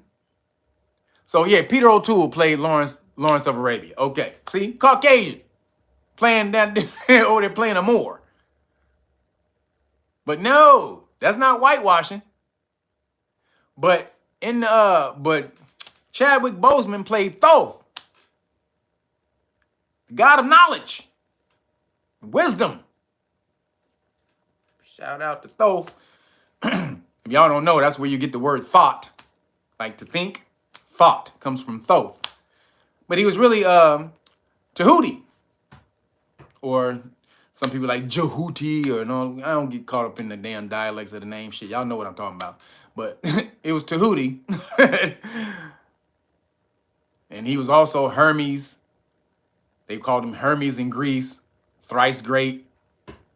That's why you go read the Kabbalion. It's not Hermes, it's from Thoth or Jehuti.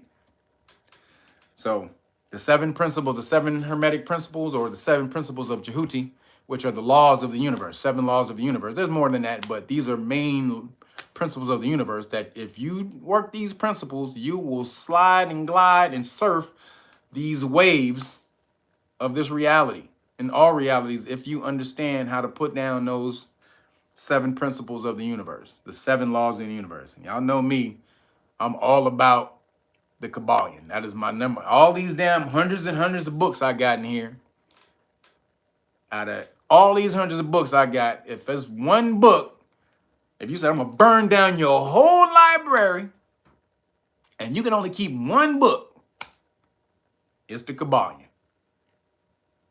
Because the Kabbalion is how the universe is made and it's how it's run. It's the pattern of the universe, the frequency, vibrational pattern of the universe. And it teaches you how, the essence of how it's made and how you use it. It's the how-to manual of the universe. And from that, you can get everything else.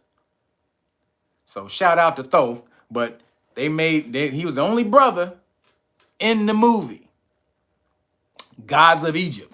Everybody else was Caucasian. But no, they not whitewashing when they do that. They not whitewashing when they do that shit. No, guys, not at all. Or when they do Kingdom of Heaven. You seen the movie Kingdom of Heaven? When they made Saladin? They made Saladin. So if y'all don't know who Saladin is, Saladin was dope as hell. He's the one who took back Jerusalem from the Caucasians, the Christians. And he didn't do it like they did. He didn't kill everybody when he went over there. He made a deal. He said, look, man, I can kill everybody in this bitch. I can kill everybody up in here, nigga. But I don't want to do that shit. So how about we make a deal? Y'all get the fuck out. You bounce. Get the fuck out. And we won't kill nobody. Anybody who want to stay, you can stay. You just going to be under Muslim rule, but you can stay. But make no bones about it, my nigga. You got to give up the goddamn scepter. You ain't running nothing no more, bitch. They was like, fuck it. So some left, some stayed. And you go back in time, that's when you get the Knights Templar converting to Islam. That was their big secret in the Knights Templar, that they were worshiping Islam. That's why they were killed on Friday the 13th. That's why Friday the 13th is a bad day, because the king of France, he owed the Knights Templar money, because when the Knights Templar took over Jerusalem the first time in 1090, they took over the bank. Jerusalem was a giant bank. It was the place where everybody met up, and they had the bank in Jerusalem. Yo, Nasheed Waters, appreciate you. Says, do they have Kabbalion for idiots? It's hard to read. No, I don't think so, but keep reading it. You got to read it over and over and over again. You read it once, you go out and try to work the principles and try to look at and see what the principles are. You work that, then you come back, and then you read it again. You should read the Kabbalion 7 times. 7 principles, you should read it 7 times. You'll have it locked. That's the key. But so Saladin and them, you know, or the Knights Templar, they got killed, well, because the king of France, he didn't want to pay him back the money that he owed him. So they were worshiping Muhammad, which back in the day, Muhammad was Mahomet, which was the same Baphomet, right? So this is where you get Baphomet. Mahomet and Baphomet is the same thing. They made a depiction of Muhammad on the paper. So when you see Baphomet, that's not an evil person. That's supposed to be a depiction of Muhammad. That's how they worshiped Muhammad back in the day on the low. That's how they were able to worship him on the low. But the king of France went and said, oh, they're worshiping demons. He went and put it on blast. Those motherfuckers over there worshiping demons. And so then they went and wiped them out on Friday the 13th. Not really all of them. A lot of them got away. But that's the story, that most of the Knights Templars were wiped out on Friday the 13th. And incidentally, that's what you get in Star Wars. When Order 66, when the clones killed all the Jedi, that's supposed to be, the Jedi are supposed to be the Knights Templar. And, you know, Emperor Palpatine is supposed to be the king who ordered them to be killed because he didn't want to pay the money back. Nigga is like, Yo, like, y'all need a payment? Oh. Woo! Damn, my nigga. Shit, you know, I just motherfucking made a down payment on the whip. You know what I'm saying? On my buggy. What they used to roll around back in them big wheeled them big wheeled carts with the horses and shit. You're like, nigga, I just made a down payment on my shit, man. Goddamn, whoo! This nigga start patting himself down. Like, y'all want a payment? I ain't got it, my nigga. So he couldn't pay him back, so he motherfucking killed him. Chariot, thank you. The Chariot. He like, I just put a down payment on the Chariot, my nigga. You see them rims? You know how much them rims cost, nigga? On that Chariot, nigga? Shit. I ain't got it, cuz. So that's how they was killed. But going back to that, you know what I'm saying? Whitewashing. And got to the all from whitewashing. Saladin in that movie, Kingdom of Heaven, who retook Jerusalem. At the time, Saladin, they made him some old pale-ass Arab when he was a Moor. So, don't be talking about no blackwashing when all the goddamn everything that y'all done in movies has been whitewashing history. So, moving along, in rainbow news, so police officers at the Pride Parade in San Francisco, so some reporters were there, and the reporters went up to the police officers who was working the parade, and they said, excuse me, went to a police officer who were working the parade, and they said, oh shit, sorry, yeah, damn, you fucking keep knocking over my damn thing, y'all. So police officers went up to, some reporters went up to the police officers, and they said, is nudity against the law? Because, you know, at these pride parades, it'd be super hypersexual with all these dudes hanging out. They be butt naked with their things swinging and shit. They be having dildo fucking caps and shit with dildos hanging, and they be just swinging their heads and doing all that nasty bullshit. So the reporter goes up to him and say, is that illegal for these cats to be naked out here in front of kids? And the police officer said no, only if they were doing lewd acts. That's what they said. It's not illegal for grown-ass men to be walking out in the middle of the street in the daylight as naked. Now, how is that not indecency? That's a charge of indecency. You can't do that. If anybody took off their clothes right now and walked down the street butt naked, you're gonna get arrested for indecency. What's called indecent exposure. That's the charge. You're gonna get arrested for indecent exposure. Like when people go and they flash people and shit. Remember you ever heard of the flashers who wear them damn big ass raincoats and shit, and they be butt naked under the and they go and they flash? That's indecent exposure. You get arrested for that. But in San Francisco, the cops said no. Only if they're doing lewd acts, meaning if they're doing sexually explicit acts, like acting like they having sex and all the rest of this bullshit. That's the only way they get arrested. But you got children there, 5, 7, 10, seeing this bullshit. That's not illegal? Oh man, this motherfucker going to hell on the handbasket, or hell in a handbasket, excuse me. Absolute crazy. So this is what we, this is why I mention this type of stuff. It's a culture war. And as long as we keep letting this stuff go, it'll eventually run everything. We can't let it go. You have to give some pushback. This is an extreme. This is perversion, extreme perversion. This is perversion at way to the end of the pole. Yo, spread the wealth. Appreciate it. Says Erica Badu did it first. She can do it. Everybody do. Let me tell you something, girl. You can do a lewd act. You can do indecent exposure all goddamn day, Erica. God dang it. Erica Badizi. But we had to push back, man. There has to be some pushback, because if you don't, this stuff stands.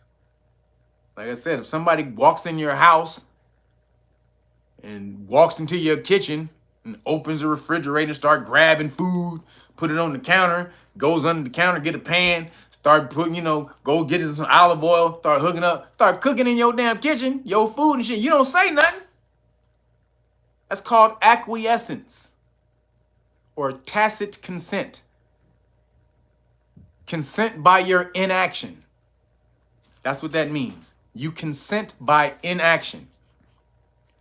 So if they're doing this and we know this is bullshit, and we know that they're trying to get at the children, they're doing this to try to get into the minds of children, because they know children are sensationalized. They're much more prone to be affected by sensationalism when they're young. This is how they try to affect the children. So you have to push back against that shit. He said tacit acquiescence. Because I said tacit acquiescence. Put them together. You consent by inaction. Means you got to get off your ass and do something. If somebody walk in your house and start cooking your food, and then bring that plate of food on your couch, and then set their damn feet up on your couch, and then snatch the remote out of your hand, say, "Hey, my nigga, what's on right now?" Shit. And they start flicking through your shit, and you look at them like, "The fuck, nigga?" If you don't do this, pow! No, really what you should do, as soon as that nigga walk up to your door, you should pew, pew. You don't even let him get that far. When that nigga, as soon as that nigga step foot through your door, you pull out the jammy jam. You pull out the blicky. Or you pull out them damn the blast knuckles. I'll show you the blast knuckles. The stun gun knuckles. With the spikes on them. You better pull out something like, nigga, you want I'm gonna give your ass something. So no acquiescence, no tacit consent. You have to push back. You have to speak up against these things, or they will perpetuate themselves. So moving along, still in rainbow news, a video comes out of the United States Airlines CEO, because remember I did a story on that the lady, she got kicked out of United Airlines because she misgendered. Did I talk about that yet? I think I did. Let me just make sure I didn't talk about it. So yeah. So the lady, talking about the lady who got kicked off the airlines with her baby, her mom, and her got kicked off United Airlines because she misgendered one of the flight attendants, right? So how it went was actually pretty harmless too, because she had pre-boarding, right? She paid for pre-boarding, and she had her son with her. So when you have a kid like that and you pay for pre-boarding, you can board, and so you can get your kids settled or whatever. So as she got on the plane, the flight attendant helped her with the kid, and she goes, "Oh, thank you, sir," right there. And then the motherfucker, "It's ma'am. It's ma'am."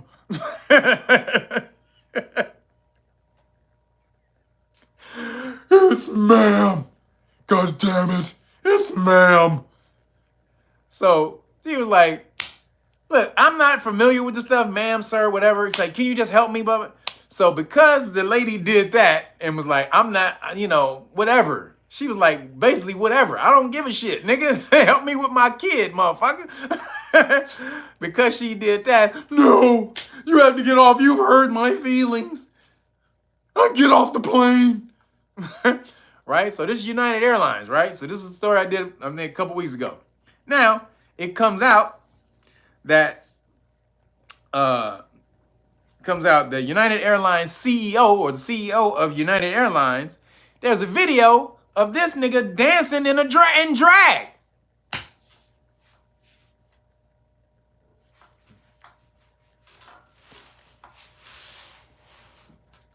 this nigga all on the stage doing that shit. You don't go for second best, baby. This nigga singing the Vogue. Come on, Vogue. This nigga, I think actually that's the song he was dancing to too. Nigga came out dancing the Vogue. Dragged up the CEO of United Airlines. And now you wonder why they kicked the chick off the plane for misgendering? Ma'am, it's ma'am. Like, okay, nigga, whatever, motherfucker. Put my kid in the goddamn seat, bitch. No, you've disrespected my whole people. What? Like, so the CEO, now we see where it came from, everybody. Now we see where this came from. It's coming from the tippity top. That's why it's trickling on down. These niggas about to get so goddamn sued. She about to get paid. She is about to get pizzy. She about to get so damn paid because the shit went viral, right? And then the video comes out to this nigga, come on, boo. this nigga doing the Vogue shit to Madonna. And nigga, now we see where it's coming from. So, yeah. No, excuse me, my bad. It wasn't Vogue. It was Lady Gaga. He was dancing to Lady Gaga. No, he was, Yeah, he was dancing to Lady Gaga. My bad. It wasn't Vogue. It was Lady Gaga. What's the Lady Gaga song that them motherfuckers like? I don't know shit about Lady Gaga. I know she had one song that all them motherfuckers danced to and they like, what was that shit? Where she had the white in the video. She had the white short cut hair, whatever. I just know that I remember the video. Anybody, what's the name of that damn song? Y'all remember that song? Damn it, I don't remember that. What's the name of that goddamn song? What is it? Damn it, y'all don't. Damn, what's the Lady Gaga song, y'all? Poker Face, thank you. That's it. Poker Face. Poker Face, yes. That's the one, goddammit. That's the goddamn one right there. Poker Face.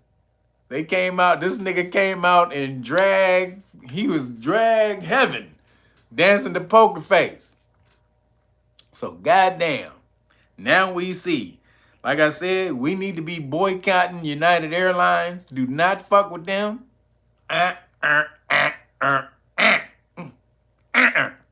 Do not fuck.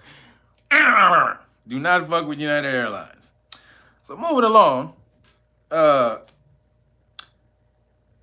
Then there was another video that came out of a drag queen Disney executive. Well, all these damn executives at these CEO executives at these big ass companies, they secret drag queen. What the fuck is going on, man? Huh? What in the fuck, man? Somebody, would you say drag face? Because I said drag face. She said drag face. But another CEO comes out of Disney. So another is a drag queen CEO of Disney executive admitting to forcing rainbow content to children as the unspoken agenda. That's what this motherfucker said. He's an drag executive at Disney, said pushing this material to children is the unspoken agenda. Yo, Ricky Snow, appreciate you, bro. Thank you for the super chat. Man, you see what's going on? And that's why I say you cannot acquiesce to this shit. They just behind the scenes doing this shit. And if you don't say anything, your kid get indoctrinated. You put your kid in front of Disney Channel thinking it's gonna be good. Programming for him. You can't do that now. Everybody, the cat is out of the bag. Everybody knows Disney is full of shit now. But, you know, what if you leave your kid with somebody else, excuse me, and that person puts your kid in front of the Disney Channel? No. Said it's the unspoken agenda, y'all. Whoa. I mean, excuse me, just to be blatantly admitting the shit like that? Like, come on, man.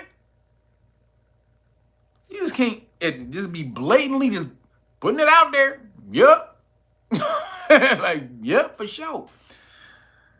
Man, this shit is getting crazy. Then, moving along, still in rainbow news. There's a whole lot of rainbow news because it's 2 weeks worth. The Alphabet leaders, Alphabet Plus leaders signed a WEF treaty. Now, I don't even know they had some shit like that. So, these are LGB, 75 Q46 P32 space modulator leaders have signed a WEF treaty to accept pedos as legally protected minority.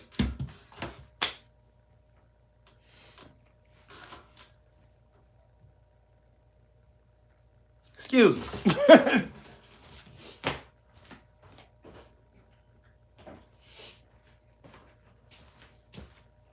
Let me say that again. Let me say that again. The LG, the leaders of that community have signed. I don't even know they had leaders. I didn't even know it was organized like that where they had leaders. But they signed a WEF, World Economic Forum treaty to accept pedos as, quote, legally protected minorities. What's going on? They already told you the unspoken agenda. They're trying to get pedos categorized as a legally protected minority. Whoa, we said this a long time ago. They were trying to get that pushed in with what they call MAPs, minor attracted persons. Remember that? That ain't went nowhere. They've been trying to do that for the longest, and they still trying to do it. Holy shit, y'all. So where is it gonna go if you don't push back?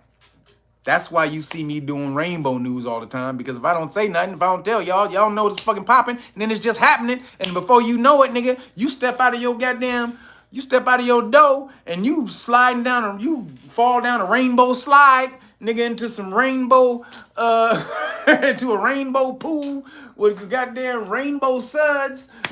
Nigga, you just lost.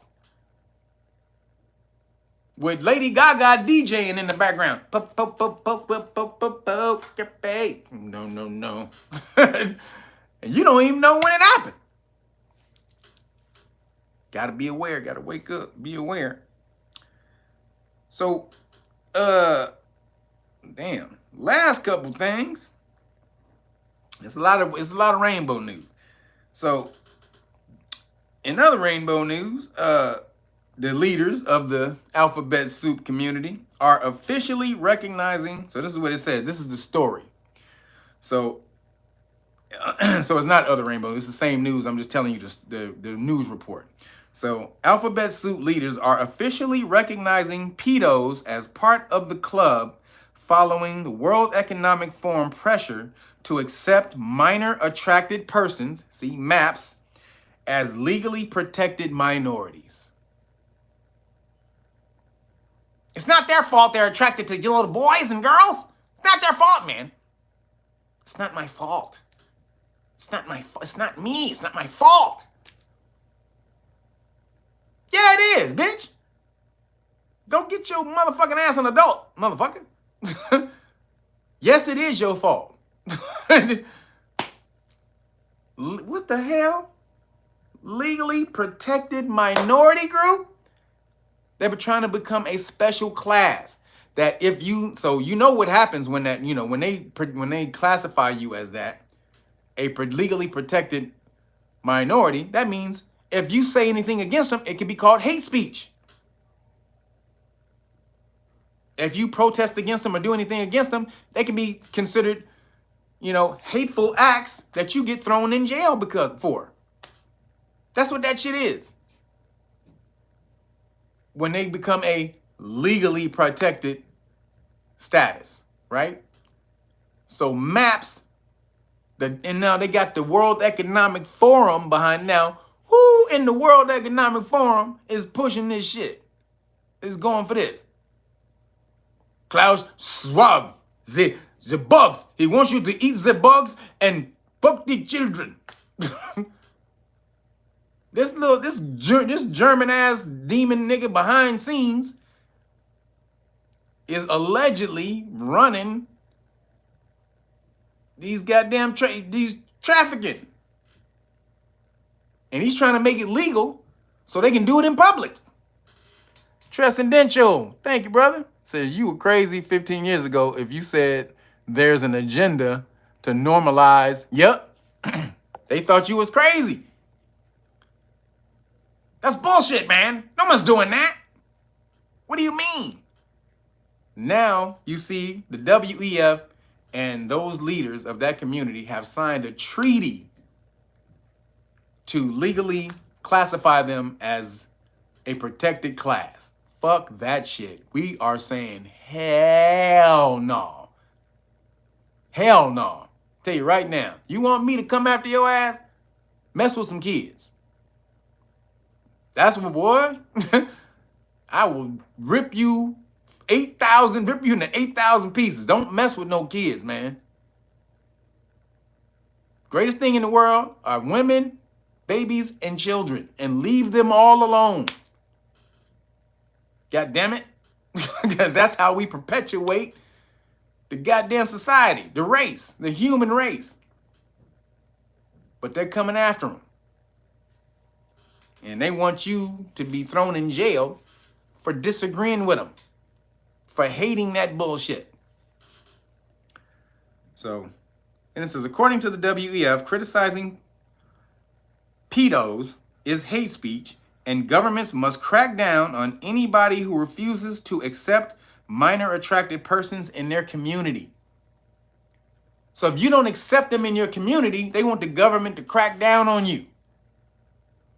How dare you not accept me wanting to tap this little kid, man? Come on, everybody should want to tap this little fucker. I'm not the only one. Am I? Am I the only one? Yes, nigga.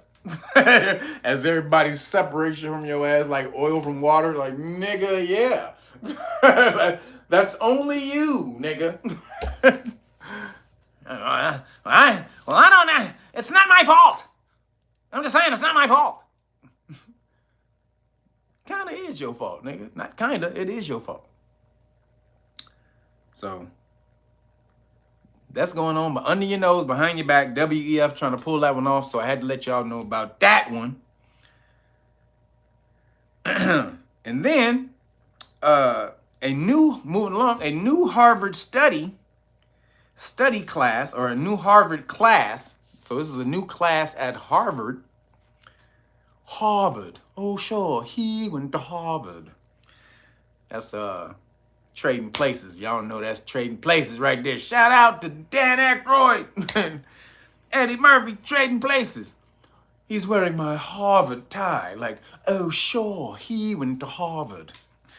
But a new Harvard class will study genderless angels.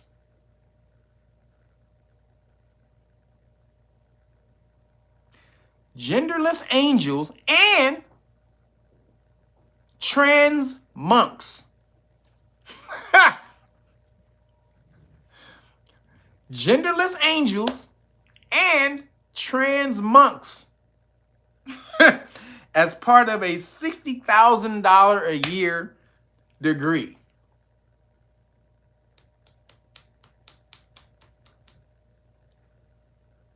What the fuck, man? Harvard now? Angels have no gender, everybody. Okay. All right, you know, angels have no gender. Because all right, they're spirits, so they're not in body form, so that one might not be too far off. If you're talking about an angel, a spirit, it's a spirit. It's an energy. So, but when you're talking about trans monks,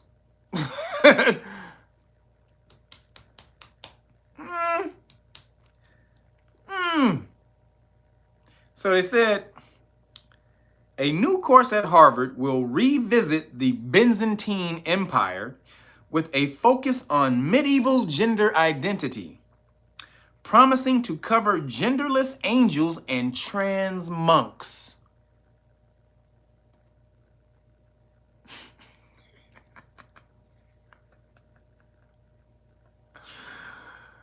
God damn. Hey, that bring a whole new meaning to the word Friar Tuck, don't it? Friar Tuck. If y'all don't know who that is, Friar Tuck is the dude who was in Robin Hood's Band of Merry Men. Ooh, wait, it's starting to come out, ain't it? Oh shit. Robin Hood and his band of merry men and Friar Tuck. Tuck. Like, oh, now I get, oh, okay, nigga, I didn't know where that came from. Thank you. Like, holy shit. I've been wondering, what the fuck did that mean for all these goddamn years? I've been watching Errol Flynn and Robin Hood from the 50s. I was like, what the fuck does Friar Tuck mean? Now they told us. It means they was trans monks. And they had to tuck. Okay, got it. So they said the fall of 2004 class called Gender in Byzantium. Yo, One Immaculate, appreciate you. He said there were trans monks in the Monkey Man movie. I didn't see that. I heard that was some bullshit. I said, fuck that. I'm so glad I didn't watch that shit. Yeah, buddy. I don't let none of that shit filter into my brain. If I know it's gonna be some of that shit, if I see it in a TV show, I fast forward past that part. Even if I miss part of the plot, I don't care. You ain't about to fill my brain with that shit. Fast forward, just turn, fast forward, click, fast forward, flash forward. Oh, okay, now. I done been missed about a good 15 minutes of the goddamn movie. I don't give a goddamn. I'll figure it out. I didn't need to see that part. But the fall of 2024 class called Gender in Byzantium is set to explore the entire spectrum of binary and non-binary conceptualizations, representations, and performances of gender in Byzantium that reigned from 476 to 1400 AD. Yo, Preston Davis, appreciate you. Oh no, not the pedo. Yep, it's coming, boy. That's why we gotta fight back on this culture war. Says the university, which costs $60,000 a year, plans to cover text and art on medieval eunuchs. Y'all know the eunuch, that's them niggas who had to, they were the slaves who had to get their shit jacked off because the noble who owned the slave didn't want the slave going into the slave mama's room, the noblesse, the noble woman's room in the middle of the night, putting that shit down. Yo, Go watch. Hey, a good one that shows that is History of the World. I think it was with Gregory Hines, right? So it's Gregory Hines, and so Gregory Hines had snuck into the castle or whatever, and he was tapping. I think he was tapping one of the chicks, and so they lined all the slaves up, and they was checking the shit to see if they got their shit cut off. That shit was hilarious. And Gregory Hines. Oh, nigga, that shit was funny, man. Gregory Hines like, nigga, my shit ain't cut off, nigga. History of the World. If y'all haven't seen that with Mel Brooks, please go watch that movie. That's a funny ass movie. History of the World is hilarious. But they were eunuchs, and so that's what they showed that in the movie. But so it says the university, which costs $60,000 a year, plans to cover text and art on medieval eunuchs, men who were castrated, teaching them as a possible third gender.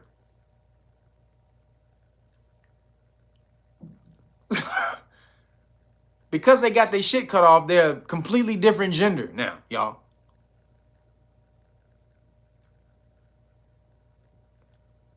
Huh? What?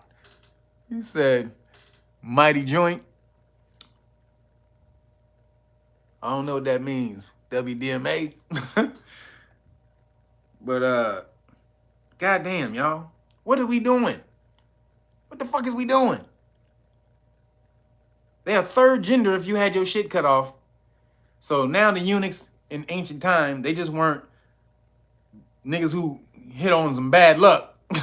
That's really what they was. And dudes who fell on some bad luck got their shit snipped off.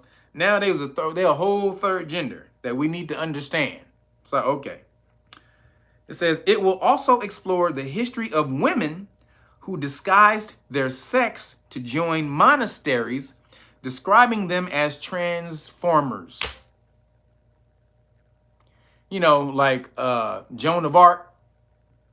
You know, she tried to make motherfuckers think she was a dude, so they would listen to her. So Joan of Arc. But she wasn't in the monastery though. But that's what they're saying. So Harvard is full of shit. Harvard is with the bullshit, everybody. God damn. It's ma'am. Sir, it's ma'am. No. Ote. Ma'am. But moving along. In the science and the weird, a new study suggests time might be a mirage created by quantum physics. Duh. Anybody who's spiritually conscious knows that time is bullshit. There's no such thing as time.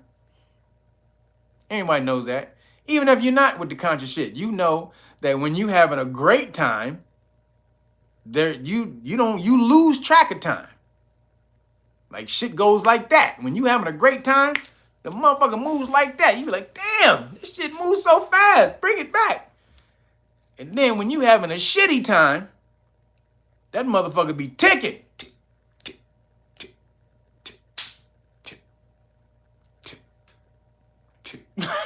Nigga, you having a bad time, nigga, that shit be going slow than a motherfucker.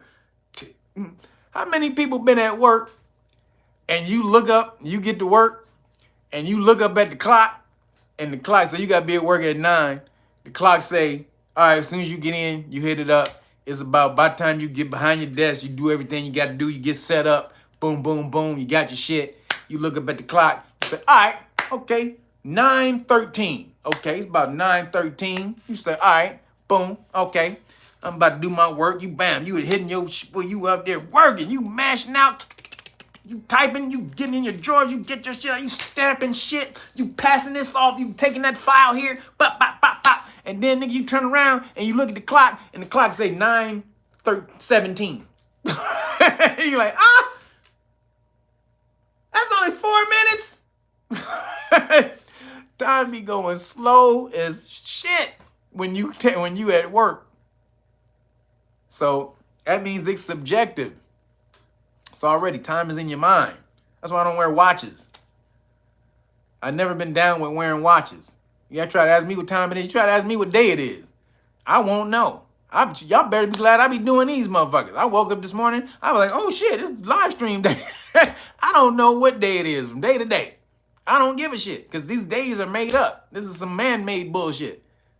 Time just goes on. I just wake up and do my shit, go to sleep, wake up, do some more shit. I don't put man-made time into my shit unless I have to do something. That's the only time I keep track of that time. And then once I do that, it's gone. Time's gone. There's no time but now. If you truly understand time, there is no past, there is no future. The only time is now. That is it. The only time you exist in is now. That is it. That is all. So when you understand that, you make the most of now. And each time it's a now. It keeps being now. Over and over and over again. So they said, time may not be a fundamental element of the universe, but rather an illusion emerging from quantum entanglement. A new study suggests, what is quantum entanglement? We are all connected by energy, vibration, frequency. Everything by energy, vibration, and frequency is all connected to each other, right? So that's the quantum entanglement. We are one. We are the same. Everybody, just so y'all know, we all Nagas. We all the same Naga. So it says time is just a subjective form of consciousness from quantum entanglement. So it says, time is a thorny problem for physicists. But in a new study, researchers suggest they may have found a clue to solving that problem by making time a consequence of quantum entanglement, the weird connection between two far apart particles. Now, if y'all know about the slit experiment that they did, when you focus on the particle experiment, when you focus on a particle, it becomes definite, but when you don't focus on it, it becomes possibility, right? The particle vanishes when you're not focused on it, but when you focus on it, it becomes stable. When you don't focus on it, the particle vanishes. This is the particle experiment, right? The slit experiment. So that means you give rise to reality. Whatever you focus on becomes the reality. That's what that means. When the particle stabilizes, when you focus on it, but then when you don't, it disappears. It becomes something else. That means you are the God of everything you pervade. Whatever you bring and you see into your life is because you focus on that. You create its reality. That's what that means. But there's infinite possibility. You don't have to focus on that one thing. You can focus on whatever the fuck you want and bring it to form and bring it to reality, to consciousness. A great movie that was breaking this down 20 years ago is What the Bleep Do We Know? How many people seen that? What the Bleep Do We Know? That's a dope movie. If y'all haven't seen it, I highly suggest you go watch that movie. It will crack your dome. It's one of the dopest movies breaking off consciousness, quantum physics, quantum entanglement, all of that. Sick movie. Says, sounds familiar? Go check it out. I'm trying to tell you. Go check it out and then tell me next week in the live stream how you liked it when you watch it. That movie is breaking. That's how they introduced the water experiment with, what's his name? Yashimoto or Hirohito Yamoto or whatever, where they focus on water, and when they focus their intent on water, the water becomes these beautiful you know, what is it, like snowflake particles, these crystallized, beautiful forms of sacred geometry particles. When you put a lot of love and good energy into it or focus into it, but then when you put hate energy into the water, it becomes this chaotic mess, this aggregate chaotic mess. So that experiment, where people first learned about that experiment, what's the name of the dude, y'all? Can y'all put the dude name? I forgot my man's name. But I have his video sitting right here. Like, I literally got his video sitting in my shit right here, but I don't want to grab it. What's my man's name? It's like Yashimoto or something, I think. But that water experiment was in that movie. That's where people first learned about it. Dr. Ito, thank you. What's the name of the documentary though? Because he shows a whole bunch of stuff. He shows cats, they're meditating in another room. They put a glass of water in one room. They close off the room and they go to another room and they start meditating good thoughts into the water and shit. And then they go in there and then they freeze the water. And then you can see the crystallized form when you freeze the water, right? So they can see all of their good intent from away and across the, they ain't nowhere near the water. And they just focusing their intent into the water. And that form, that creates and forms these beautiful crystal structures within the water. So again, your consciousness, your focus becomes your reality. And this is proven with that water experiment. This is proven with the slit experiment. The particle, when you look at the particle, it becomes stable. When you don't look at the particle, it becomes possibility. So there is no such thing as time. Like, what's his name? Bob Lazar. Bob Lazar talked about this a while ago. Now, this is how aliens time travel. Aliens, if aliens had to travel at the speed of light, they would never make it to any other planets. You know, let's say light moves at 180 something thousand miles per second, right? So, if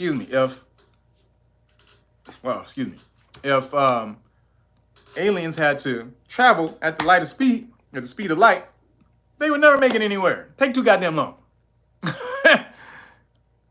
Take too goddamn long, right? So what aliens do, or extraterrestrials, they do, you take a point A and point B in space, right? So say point A is like trillions of miles from point B, and the aliens would have to travel right there. What they do is they take something called element 115, which is like antimatter, and they somehow are able to harness the energy of antimatter by exploding it. When they do that, they're able to create a vibrational frequency that bends space and time. And they don't travel from point A to point B. Point A and point B fold together like this. They come together. They just position themselves and boom, they're at point B. They don't have to speed and fight and all that. No, they create a disruption in the space-time continuum. Boom, point A meets up with point B, and then it unfolds. And when it does, they're at point B. This is how they travel through space and time, or what's believed to be time. So there is no such thing as time. They just now fucking finding this shit out. It's something we known forever. Forever.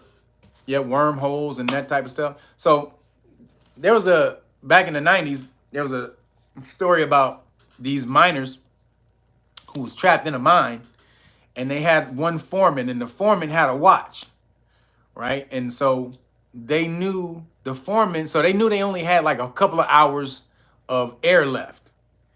And the one foreman, he had a watch on, right? So everybody kept asking him, how much time is it, or how much time clicked off the clock? Because they were trying to get saved. They were waiting to be saved, and they knew they only had a couple of hours of air. So the foreman who had to watch, every time they asked him how much time it clicked off, so say 10 minutes had clicked off, he would only tell them 5 minutes clicked off, right? So in their mind, they had a lot more time to breathe air than they were actually doing it. So when they all got saved. When it finally happened, they all stayed in there and everybody got saved except who? The foreman, the nigga who was looking at the actual clock And in his mind, he was running out of air because he had to watch on.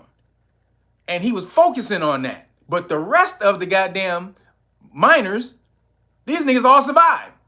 Because they believed in their mind they had more air than they did. Or time to breathe the air than they did. So right there shows you that time is subjective.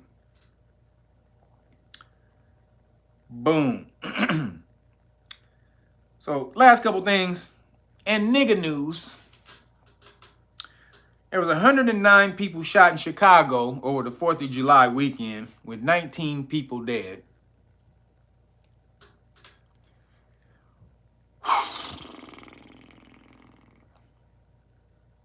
Is this shit gonna stop? Is this shit gonna stop? God damn it. It's not gonna stop till parents start to take control of their children and start whooping their ass again.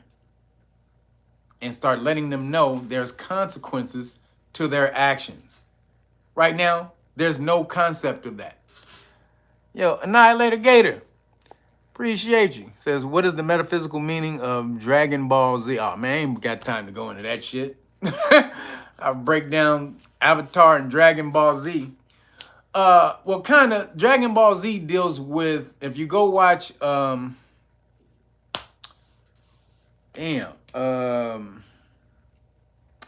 man, it explains. I forgot the name of this damn documentary. I used to tell y'all about it. It's the Talbot Project, where they explain how Saturn was the sun. I forgot the name of this goddamn documentary, man. But the Dragon Ball in the Dragon Ball, the dragon in the Dragon Ball represented Venus, and the Dragon Ball was Mars.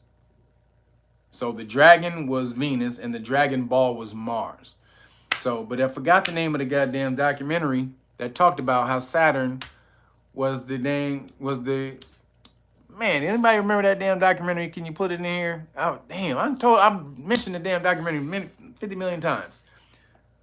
But it's the Talbot Project. If you looked at it, so,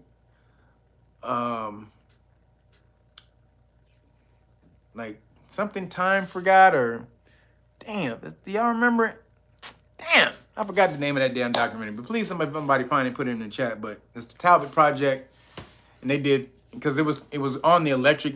Part 2 was on the electric universe, but part 1 was based off of how Saturn was the ancient sun that we worshipped, and so, but then you had the alignment of Saturn, Venus, and Mars. And they had these these plasma discharges that would go on between these planets because their electromagnetic fields were so close. And so some of the electrical discharges looked like a dragon. And then at the end of the electrical discharge, or the plasmic discharge, was Mars, was the ball. So you have the dragon and you had the ball. Damn, does anyone know? I don't see it. Damn it. The Thunderbolt Project. Thank you. Thunderbolt Project. What was it? Alien Symbols of an Alien Sky. Thank you. Miles 347. Symbols of an Alien Sky. Thank you. Thunderbolt Project. That's what it is. So go watch that. It breaks down. You'll break down that whole shit.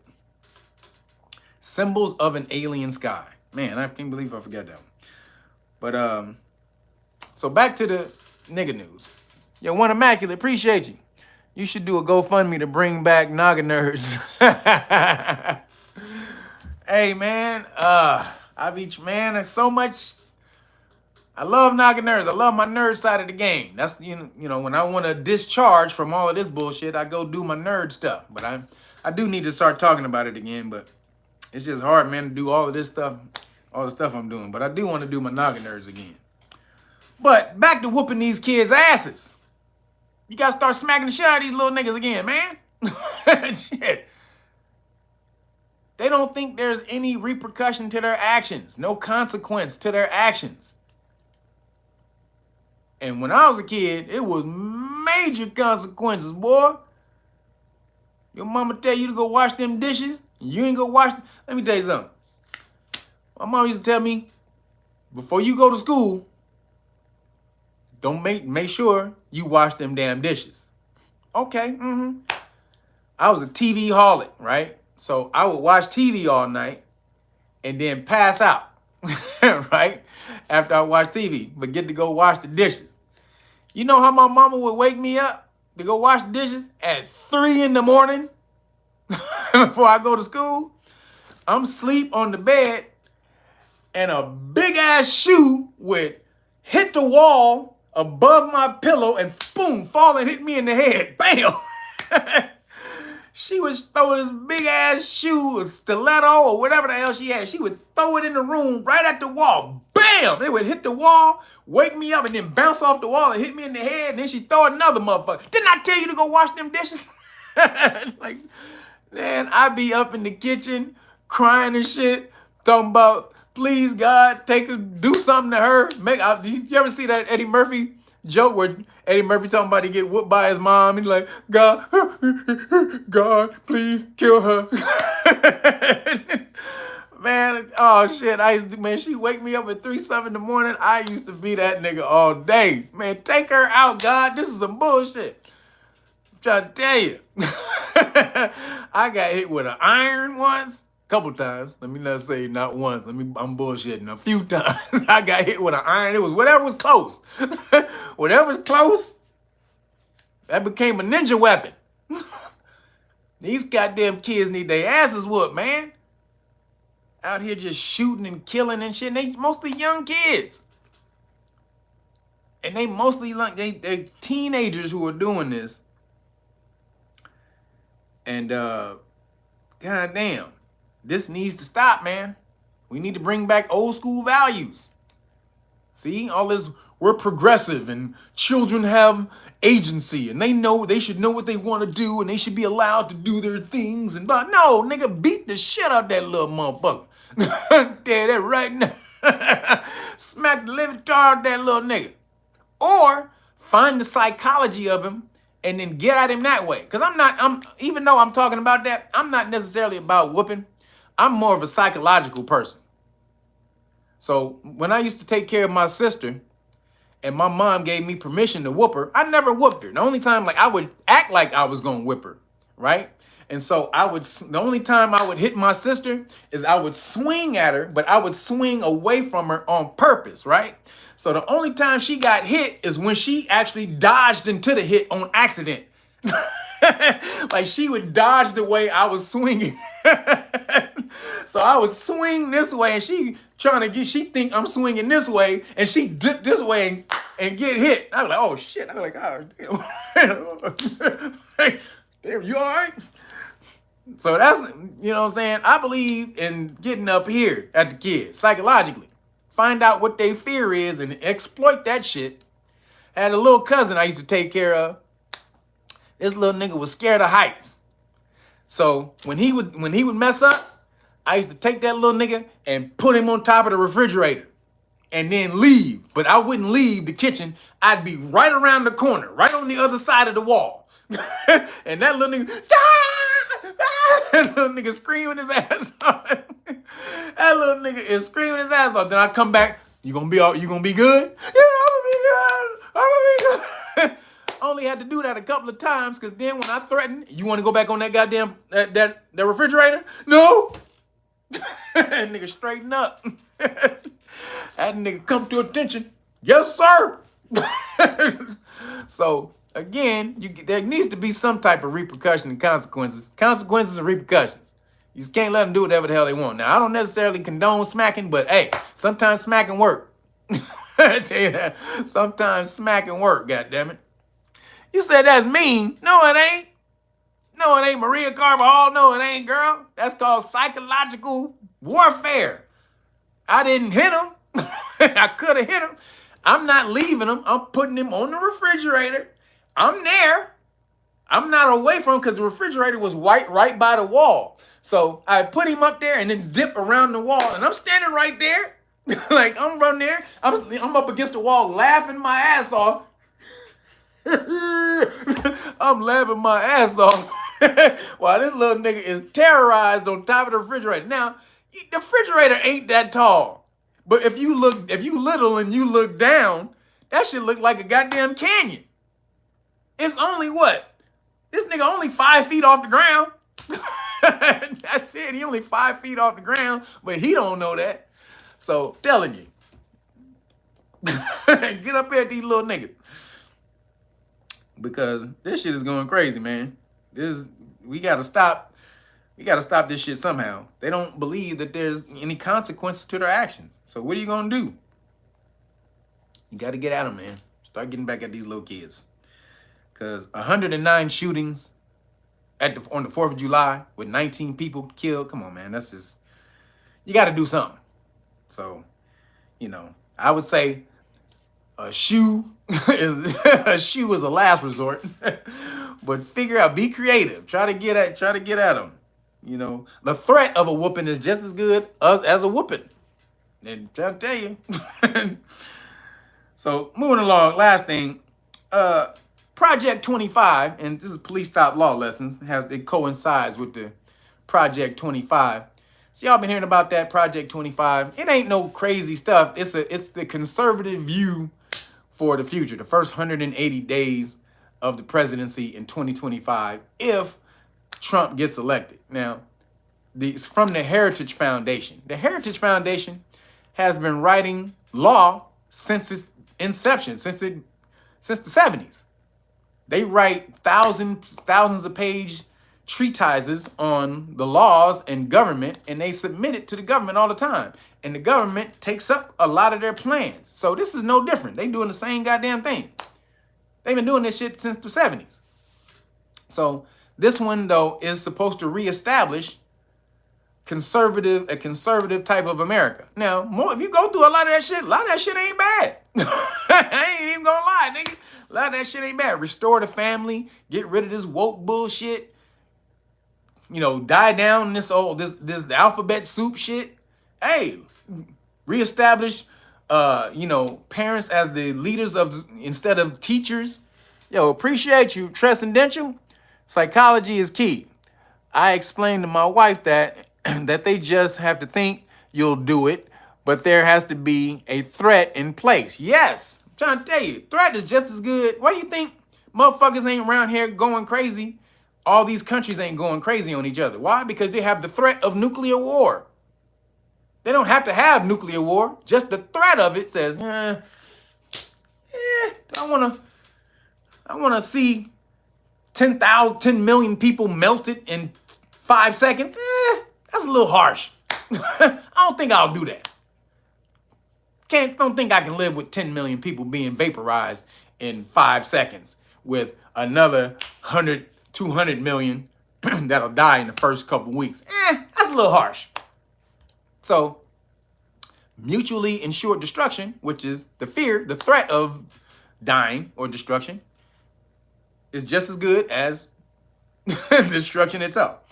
But Project 2025, again, it's bringing back a lot of conservative shit. Now, is some of that shit messed up in it? Yeah, because they're talking about increasing police force, which is good because there's a lot of crime running rampant. So I won't say it's bad, because there should be more police, because the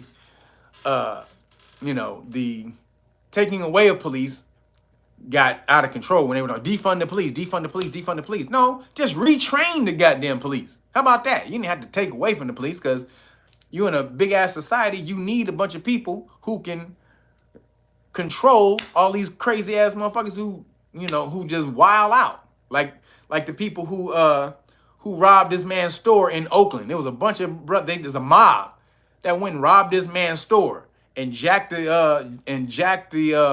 ATM. They couldn't, and they got into the ATM but tried to get into his safe. They did this for 40 minutes. They were trying to get into this nigga's safe in the ATM for 40 minutes, which means no police came for 40 minutes. No police came really at all. He had to go to the police station to make a report and all that. Lost $100,000, whatever. But it was a mob of niggas. And I mean niggas. Not little young melanated scholars or God-conscious cats. No, these are a bunch of dumbass little niggas. A bunch of them. And they've been doing this. The last couple years, they've been mobbing McDonald's and gas stations and 7-Elevens. They create this mob on TikTok, and social media, and then they all meet up at the place and go mob the place. So you got to do something against these little niggas, man, because if they think that they can just mob out and do whatever, nothing will ever happen. They'll keep on doing it. So Project 2025, you shouldn't, don't fear law and government. Get ahead of it. Learn it. Learn how to make it your bitch. This is, all the fear of government and law. I don't deal with that. If you tell me I'm getting ready to fight a nigga and he got a good left hook and he's a great counter puncher, I'm not going to say, stop the fight. No, I'm going to go watch tape on that nigga.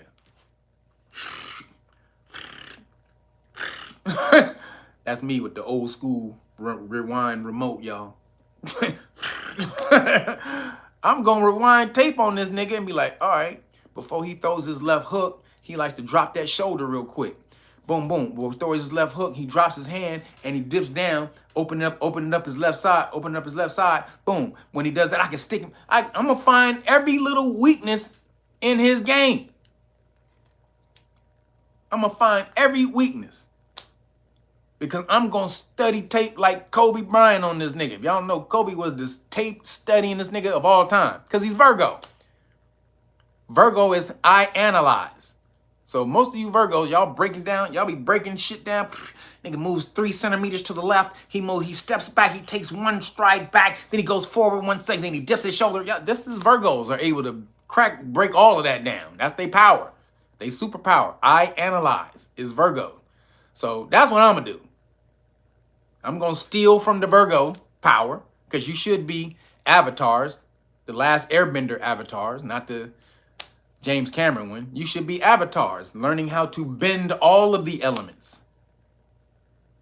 So if Virgos do that, that's their superpower. All right, I'm going to go learn from the Virgo superpower. How to break shit down, how to study it and dissect it, analyze, boom, boom. That's what they do. Let me get that, Virgo. Appreciate you, my nigga. Let me steal that little superpower real quick. Pisces, they the gods of creativity, imagination. So if I have to deal with the law, if I have to battle somebody at the law, you know what I'm gonna do? I'm gonna be creative as fuck. Because just so y'all know, the most creative person in law wins. That's a real thing. The most creative person in the law wins. Not the person who got the best law. It's the person who can make the court see what they're seeing and then agree. And that takes creativity. So Pisces, give me that, nigga. Give me that, Pisces, your creative ass nigga.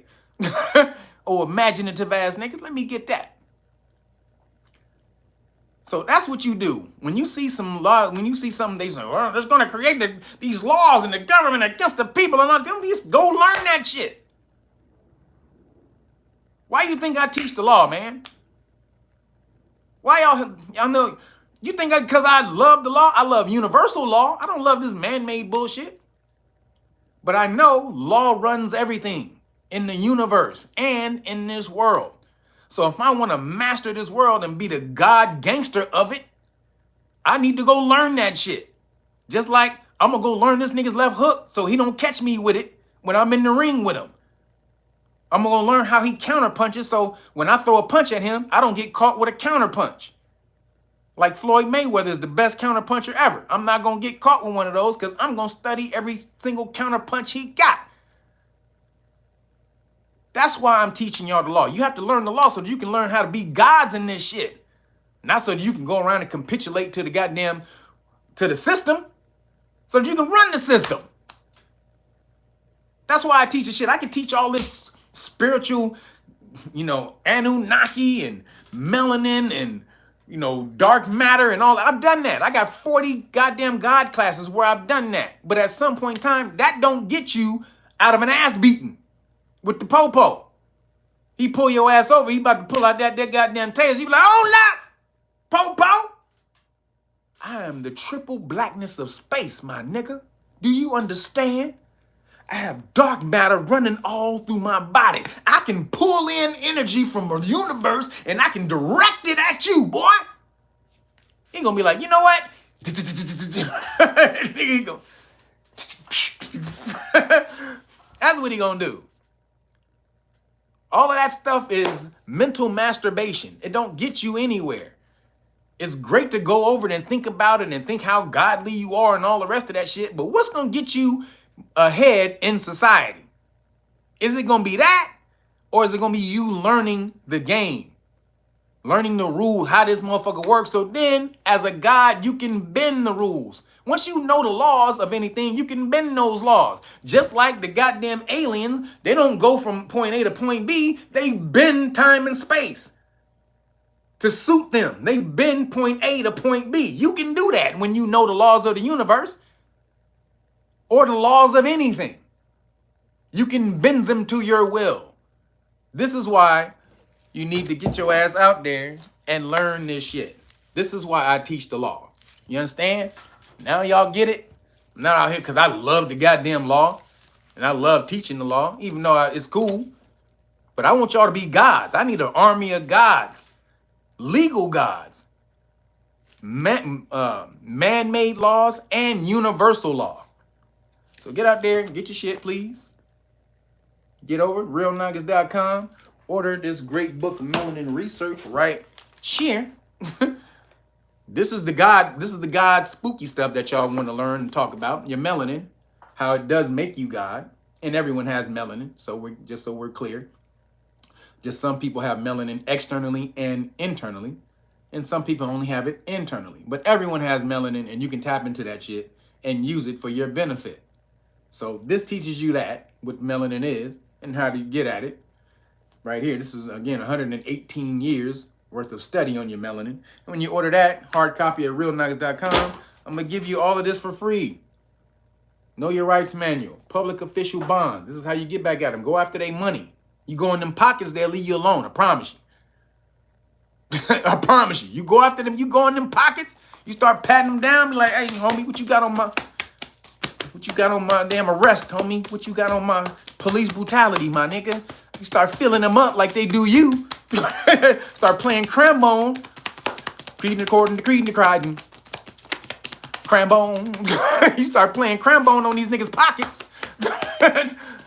I promise you, they leave you alone. Get your stuff. You get all of this. Again, constitutional rights card. This is what you keep in your car, in your pocket, in your wallet. You hand the police. Teach the police officers what your rights are, what will happen if they violate your constitutional rights. Qualified immunity card right here. And notice, teach them that they lose their qualified immunity when they violate your constitutional rights. The qualified immunity is the shield they get when they violate your rights, and they do it unknowingly. But if you alert them they're in danger of violating your rights and you get it on camera doing it, they lose their qualified immunity. And again, you keep this in your car or on you. Walk around with this on you.